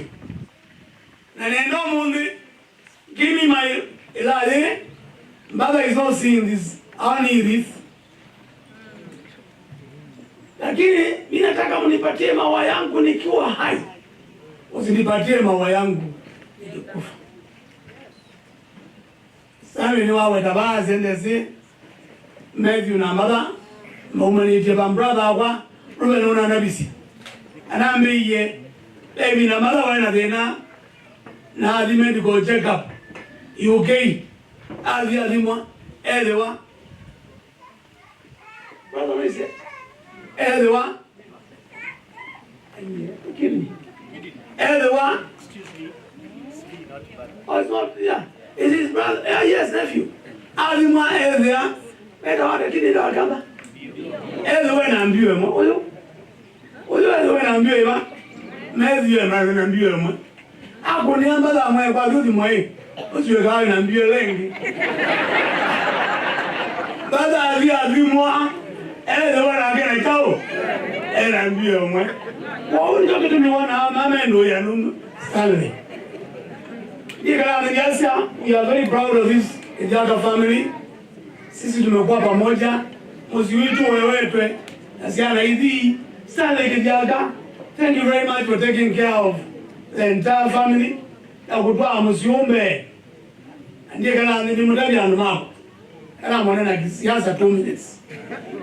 Siasa imefika mahali sasa kuna ndugu amesema hapa hakuna stima. Ni ukweli hapa hakuna stima. Lakini katika sub location ya Kawango tuko na transformer 20. Lakini niendo mutabia maendeleo ni subject ya viongozi ambao mnachagua. Na maendeleo zakuwa anumato utute. Tuimbe. Ikawa yuni ilo Amerika nguvu yengo ni miaka 5, you can see what you have done. Nanye ni tuo kibilo chwingi. Umewa. Ina ngombe measelia. Ya sia ya jana. Alewono kite yuni kana. Sima hizi watu wa emuo gelage. Na mwikati kile ukidekala ndu. Mwikati kile ukwanewa. Ukwasi wale kukana edhunya nekono. Na wacha niongee kama Uhuru akiwa Sagana. Kwa sababu sasa naongea kwa nyumbani kwetu. Aluma chawa. Kuna wengine wenu ni kama wale ule mama amesema maneno ya urogi. Pia numenda kuwakana kalake kwetu. Na tangu sisi tuchukue utawala wa 1963 kansala Chawang omede kansala Mbui. Mwewe wa pili ni nani? Amerika nguvu. Be proud of what you have. Mwewe na mimi na nitatetea kiti yangu na maendeleo chap ambayo tuko katika azimio. Mwewe migezo manageno genge ona Kalonzo iwali azimio. Mungu awabariki na uizi utembete. And we're very proud. Wena motongoi utona utwage siombe. We have come from very far, lakini niona mubada mutele kwenda mkwa mulo uyaze mwezi mwema uko na mwezi mwa nyumbani. Ukienda mbali, ukienda nje, enda uongee mazuri ya kiongozi wako. Mwakwima kuyo mainena agenezo makazi ya uruo ena mwiye kazi ya Kithyaka onana moze tata ona kako sakilingo weza kuona kilingo tena. Mungu abariki. Thank you. Thank you very much. Asante. Lakini kaka itutika mozu kana mwana. Kaka itutika mozu. Kaka itukia sawa, kwa hivyo mheshimiwa usikuwe na wasiwasi. Nataka tusikizane. Let's calm down. Let's calm down. Tuna vote of thanks na tuamina the church will take over na nimukulia kwanda yasionde nundu ninaona tabia yandu kwenda kuthi madiko matana adela madiko nitoekia mwe bwani. Kwa hivyo tuvumilie tumalize, manaki hiyo ndio ile jambo ilitufanya tufike hapa. Kwa hivyo vote of thanks. Thank you, Dr. Kauti. Stanley atarudisha asante kwa nini yote, lakini kwangu ningependa kusema Mungu awabariki sana kwa vile mmejitolea mkaja katika hii sherehe, na tunafurahia kwamba Mbatha ametuacha na ashafika alipokuwa ameitwa, na tunamwombea roho yake ibaki mahali pema peponi.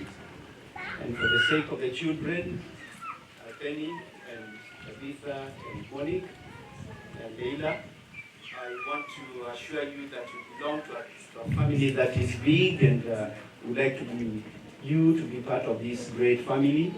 And whenever you have the time, you can share more and more, and may God bless you.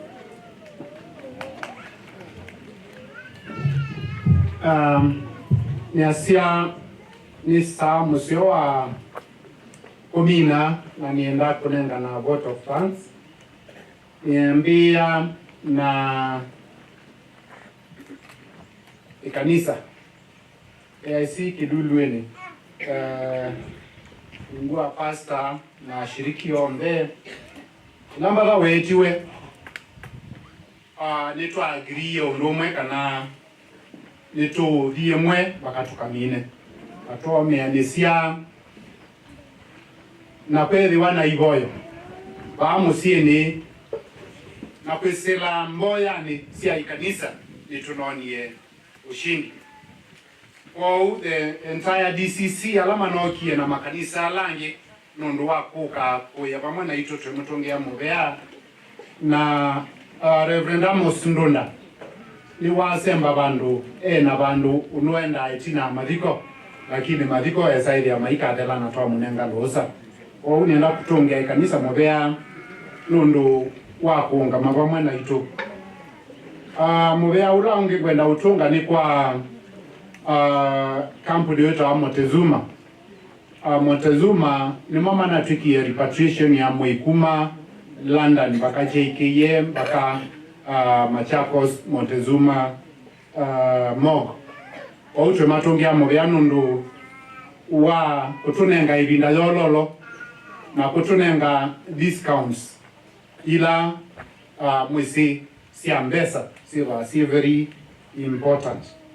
Nyasia ningweda utungia pia umash ni moma ATM namo tuenda kumatungia mobea na ndiko na Mr. Solomon Makau ni mwana na munene wa Mr. Kamau kwa uwa mwe ni mobea nundu wa ututedesi.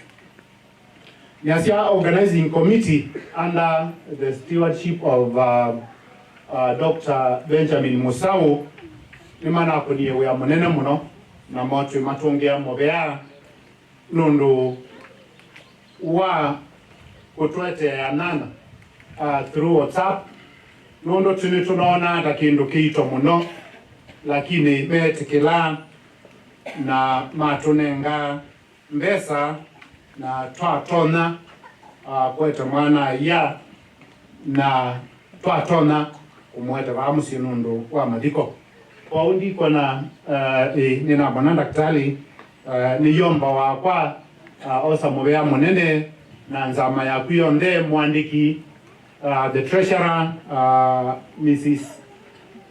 Jocelyn Musau, who happens to be my cousin and my auntie nuna kuni ya mwinge na my cousin June.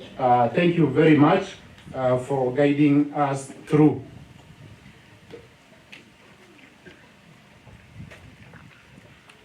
Nesia tuna ina printer wetu wa Mr. Mutisia ula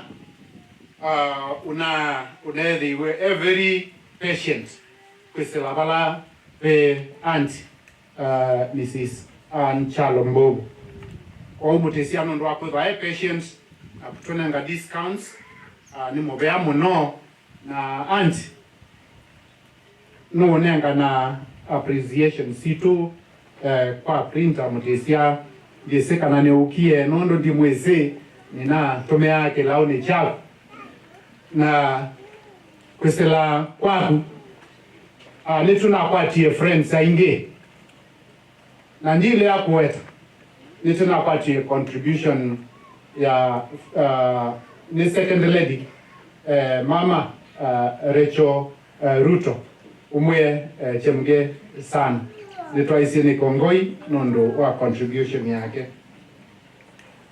yasia tuna andume UK tuna brother Robert Nzomo Albert Nzomo sorry na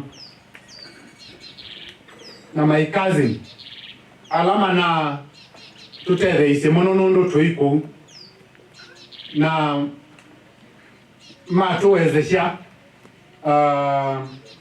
wete mwi nyasiani mobea friends Mbatha la both me UK na la me Kenya Mr. Muchilangi na nae ala masomana Mbatha both in Kagumo High School na University of Nairobi ndino na representative kana colleague former colleague kuma Kenyawis but we really appreciate nondo ni tunakwatie utevyo munene ni tunakwatie utevyo munene kuma kwi mama Regina ula ni inya wa Leila na musi wenu tumutungia mubea munene nundu wa kuungama pamwe na itu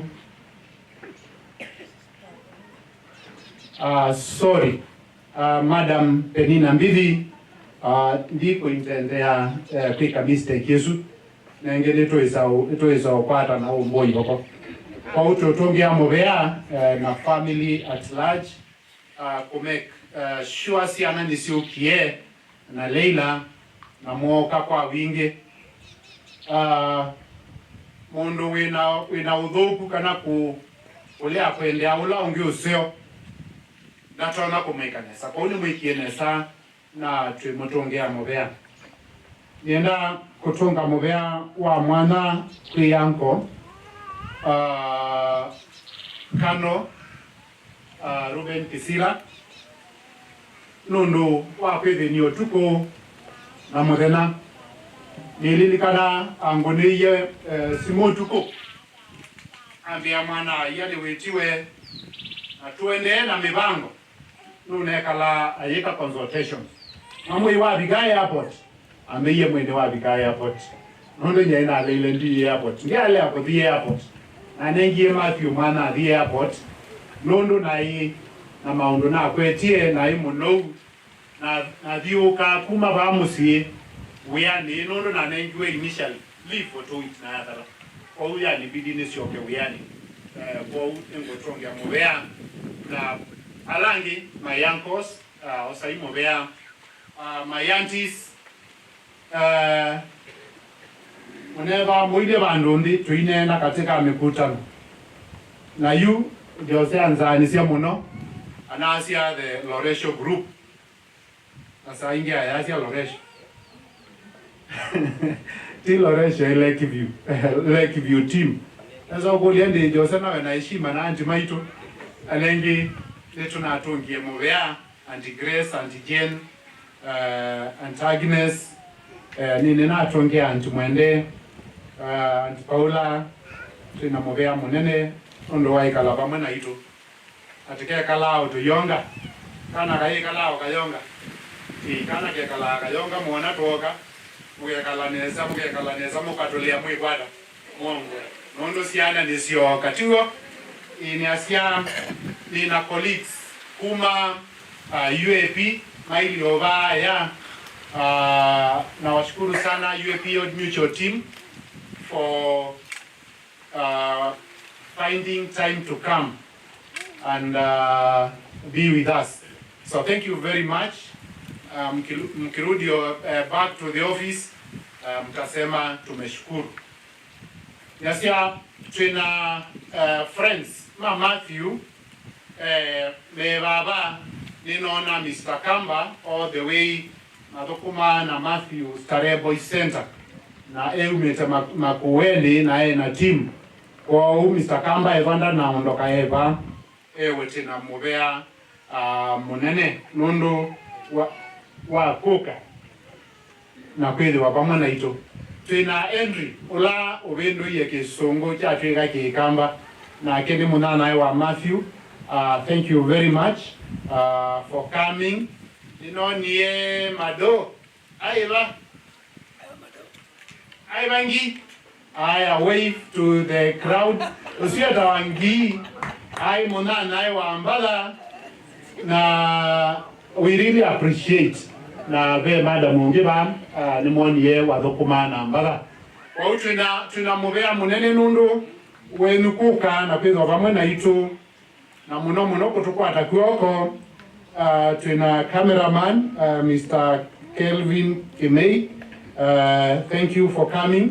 Na kauni to onengi yewe na ustream nimekuwa na mpaka London America na indi sia na ila sia my sister see both Germany na kundukula kungi na friends maitu in the diaspora ningwati esimu kuma kwingono na enena na brother witu Mr. Sami Evuto na nitutungia Movea nondo wako tu umezi tuna Fred baba mailio baya tuna Inyama na kibeti kingi nenu ne Movea nondo akoka na nito motongea Movea hivyo nde waona mundu ayegotea dengi hadisi ya kuogo una ayegotea nondo tuna Movea na aku na itwaisie ni Movea hivyo to hiki ndo tutaona kumuiva uka kwenu na kukinanga muthanga uyu tuyasia ni Movea munene muno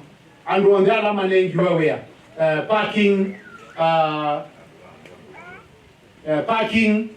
na tena atumia ala twetha na mo ya isi kilulweni maiva mo kilikuoko ala atumia muyo mena red ties no munga meva muiva kuve na tena volunteer ya ministry of health ala me make sure kana litosove kite na tena ndo inge alama tunengie tents and all that tena mtumia ita wa kolea wa siani ula unaungamite group ya Mbua nendu twemutongea Movea nundu nimuna twinziye Mbua muiba omukela mukoneka omunekie nai ukaimo kono visa alama mana twinziye Mbua baiki ndo tune munenga na mwetikila utwinziye Mbua mana o yana legwelenge Mbua ni bawa kwa ngamela iba amo kuna visa na chairman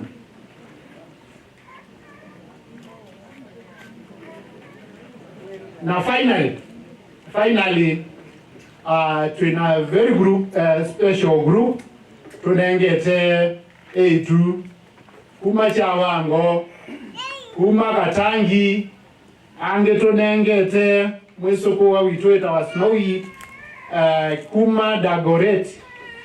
We really appreciate for your contributions and for your coming. group kuma katangi kulandi ndo twaitwe ni swaisie ni mobea lulu wa kuka na kweli wa pamwe na ito amobaka bau na kutungia pastor mwana ikana Amine Chadiki. Thank you so much. Asante, makofi kwa muno ye. Asante sana, asante na nephew.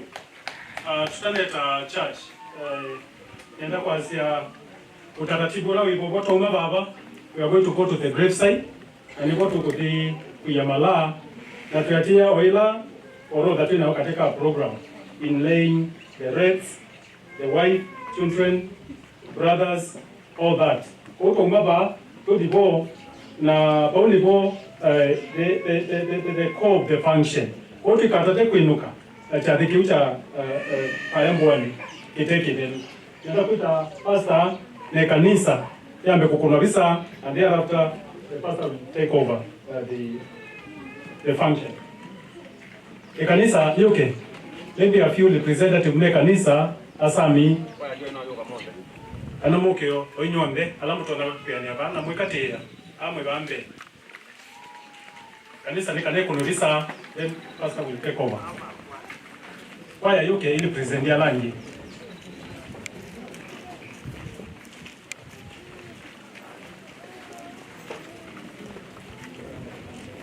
kanisa yende na kukunabisa nienda kwasia.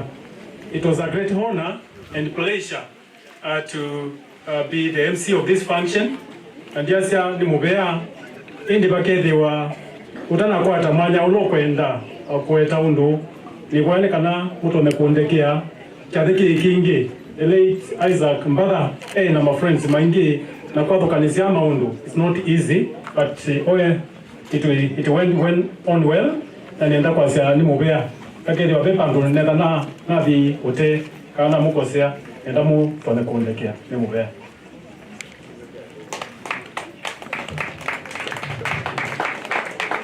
Kwenda kwasia ni mubiano ndo akumesia kwa ingio nde na ikwenda osa mwewaisa kanikenda tutwambwani ila yasia hii indi akatu wako vikambwani nandu makasi aise walaye tikwa walima mwanda makeriwa muyoko wake nandu onde makamu atiya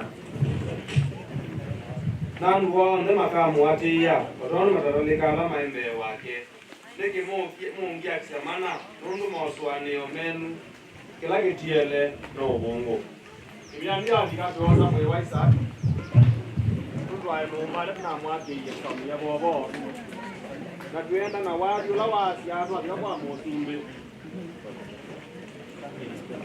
dewa programs tuwe na watu la wasiazo abya kwa musumbi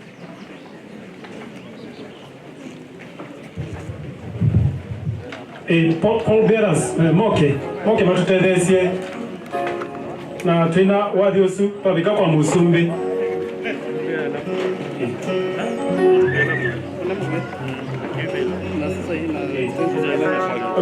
Bundi nukukule kwanda yasonde abi ngaliko ye ambua twina wathi na bwana mutie kutukwambie wapi usiku tuendete tunaenda sote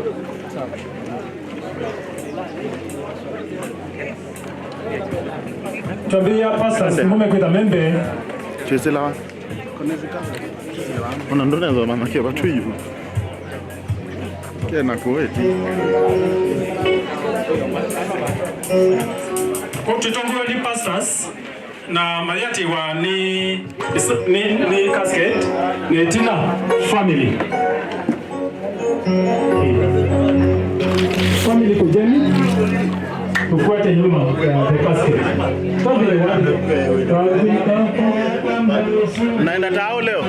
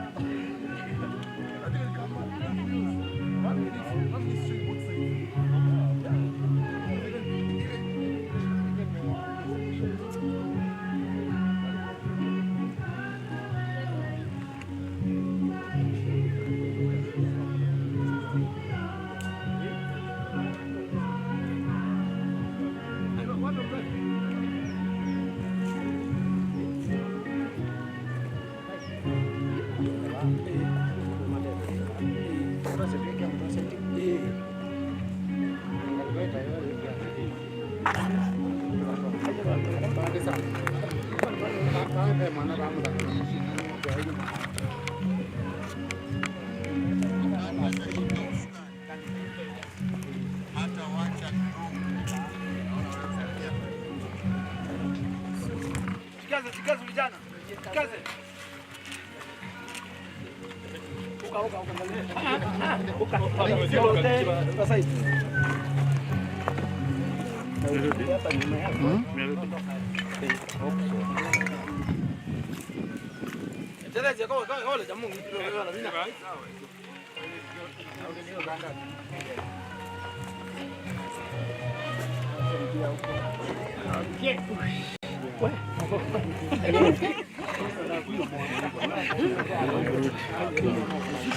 Satu ho. Melody.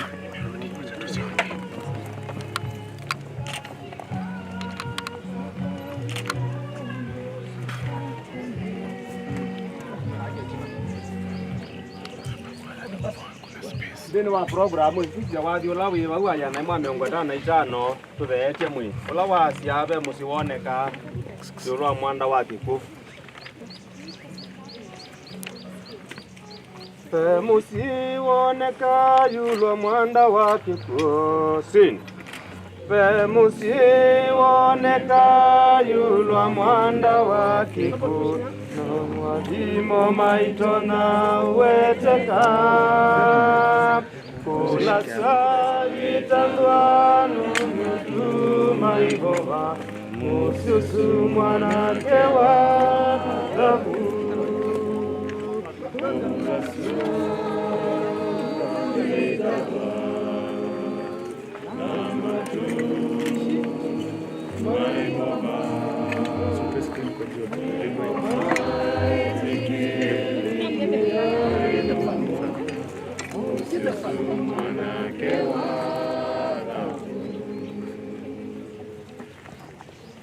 Tuenda jawabi.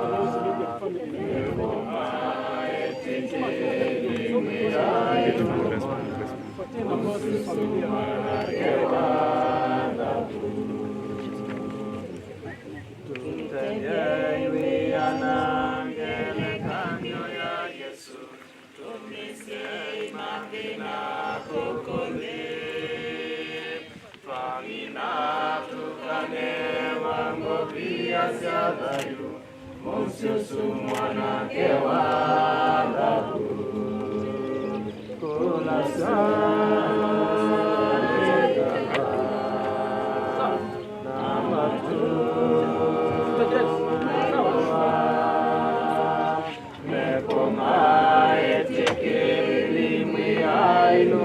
na Mususu mwanake wa dhabu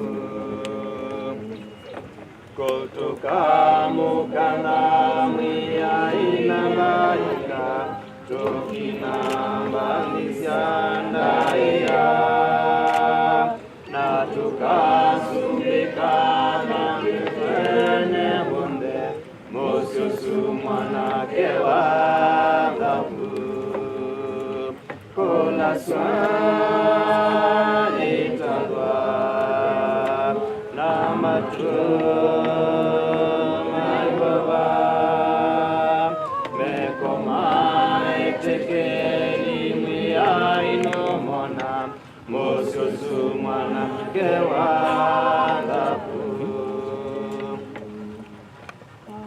Muma uyanie kwa thini wa program.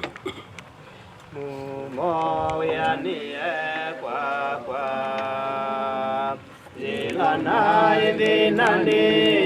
ini kuwasa Yesu amengesia kwake amesia ngo nae anisia mumo kwa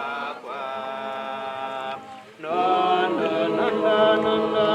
wakwa mumo uyanie kwa no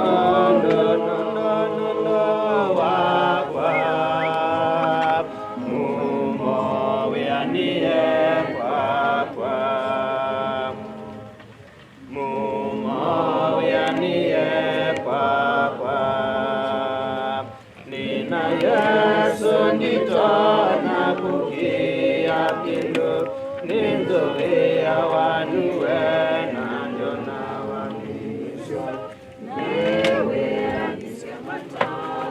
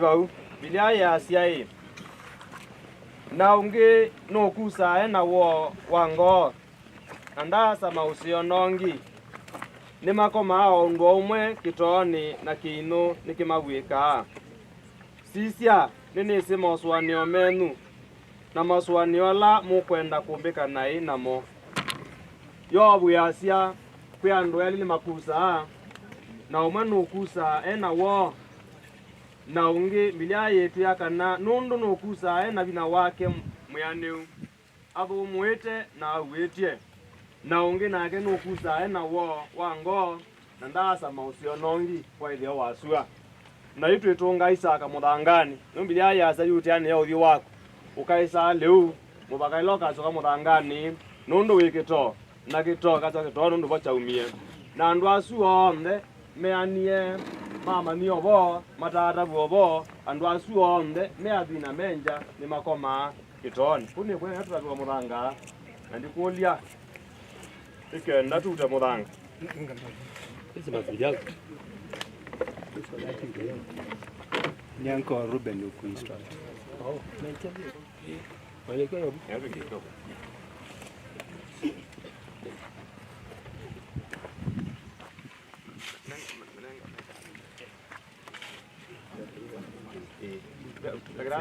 the grand by pastors na family. You see them. Family na pastors no me ambaye jambe pastors. That's why I wanted to because it's not easy for me. You're the one. Yeah.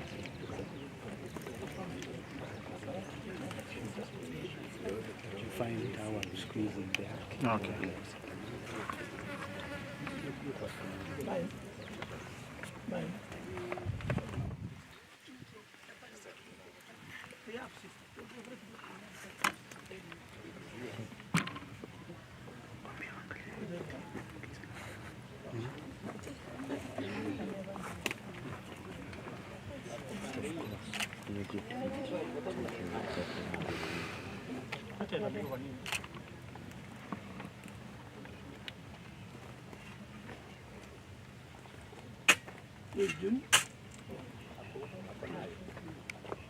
Tutunga kito nundu ne wacha umie muthangani mabinda tatu sitwani ya saa ya mwana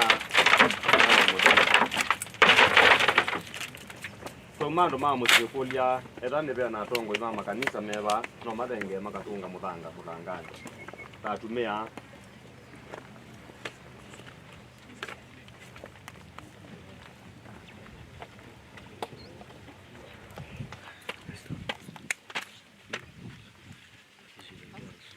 kama thenge mambo kuta nienda mnikenda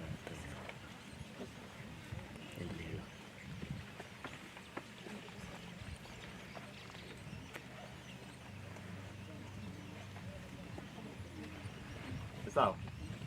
Aya tunga isi twani ya saa ya mwana na yabo mutheu kaitu kule komiti ile na kwati ya maundu ma kumba nya mbesa nikenda la meba kuzemoka maute muthanga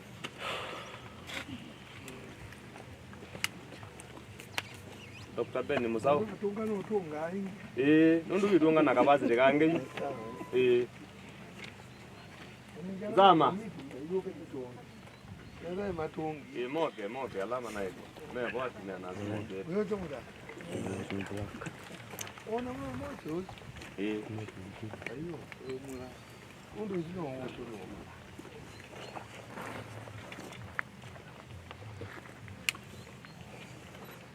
No sio. Tunga Hispania ya saa. Na hapo. Kaitu kule pasa sila nikaenda hapo.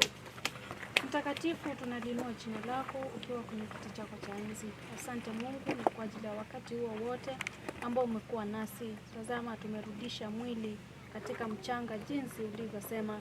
Ndipo ninakuomba ukaweze kutakasa mahali hapa katika nyumba hii ambayo tumeweka mtumishi wako na ukaweze kuifunika na damu ya Yesu Kristo. Nasi naomba Mungu ukaweze kuandaa roho zetu ni kwa ajili ya safari yetu ya kwenda mbinguni na tukajipeleleze, na kama hatuja kukubali Roho Mtakatifu akaweze kufanya kazi tukaweze kukujua, tuonekanie na usimame nasi katika jina la Yesu Kristo tumeomba. Amen. Mwana nusu abikatu ya mala tukulia MC nikenda yu atwite masietwa ende ino twazi no chambo betango nikenda twenda ya about the town.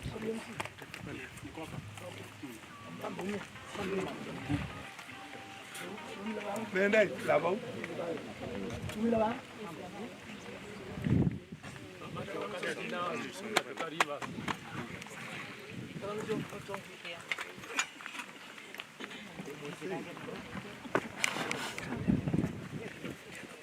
Chungai wala hiyo.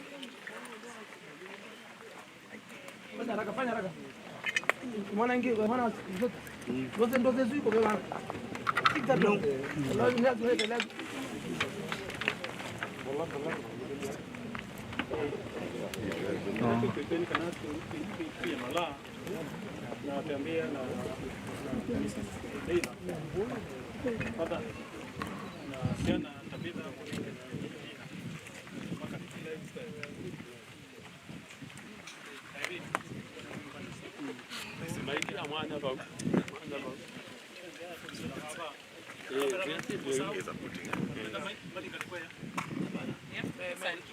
Niambie hapa.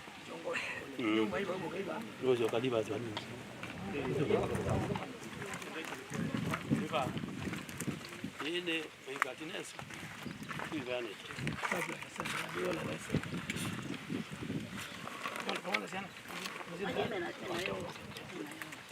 Okay. Yeah. Sawa. Pindo.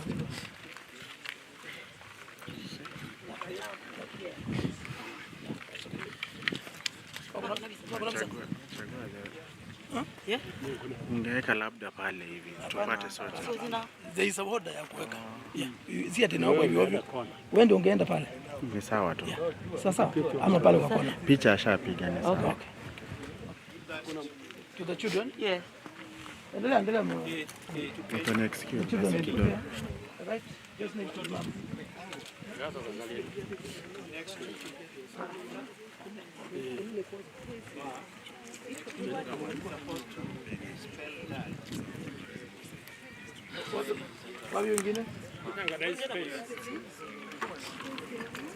That's a D. Penny. That's a D. It's supposed to say dad. Yeah. With this? Yes. No. No, this is a D and then an A and then a D. So let her come here. So Come here. Penny, come over here. Put it down. and then when you do your A. Just hold it fast. You have a picture. Here. Anybody taking photos? Yes, hold it. Taken. Hold it. You can? You can slant them a little bit. Yes. Yeah. Very nice. It's heavy for her. Oh, yeah. Yeah. Okay. Sawa. Matthew. Just put it right here.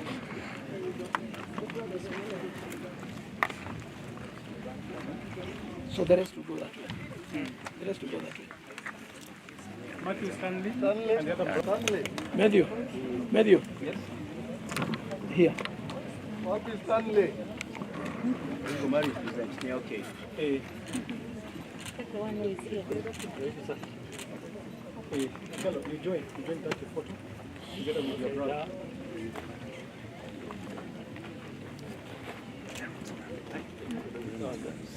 Then we have sisters. Mama.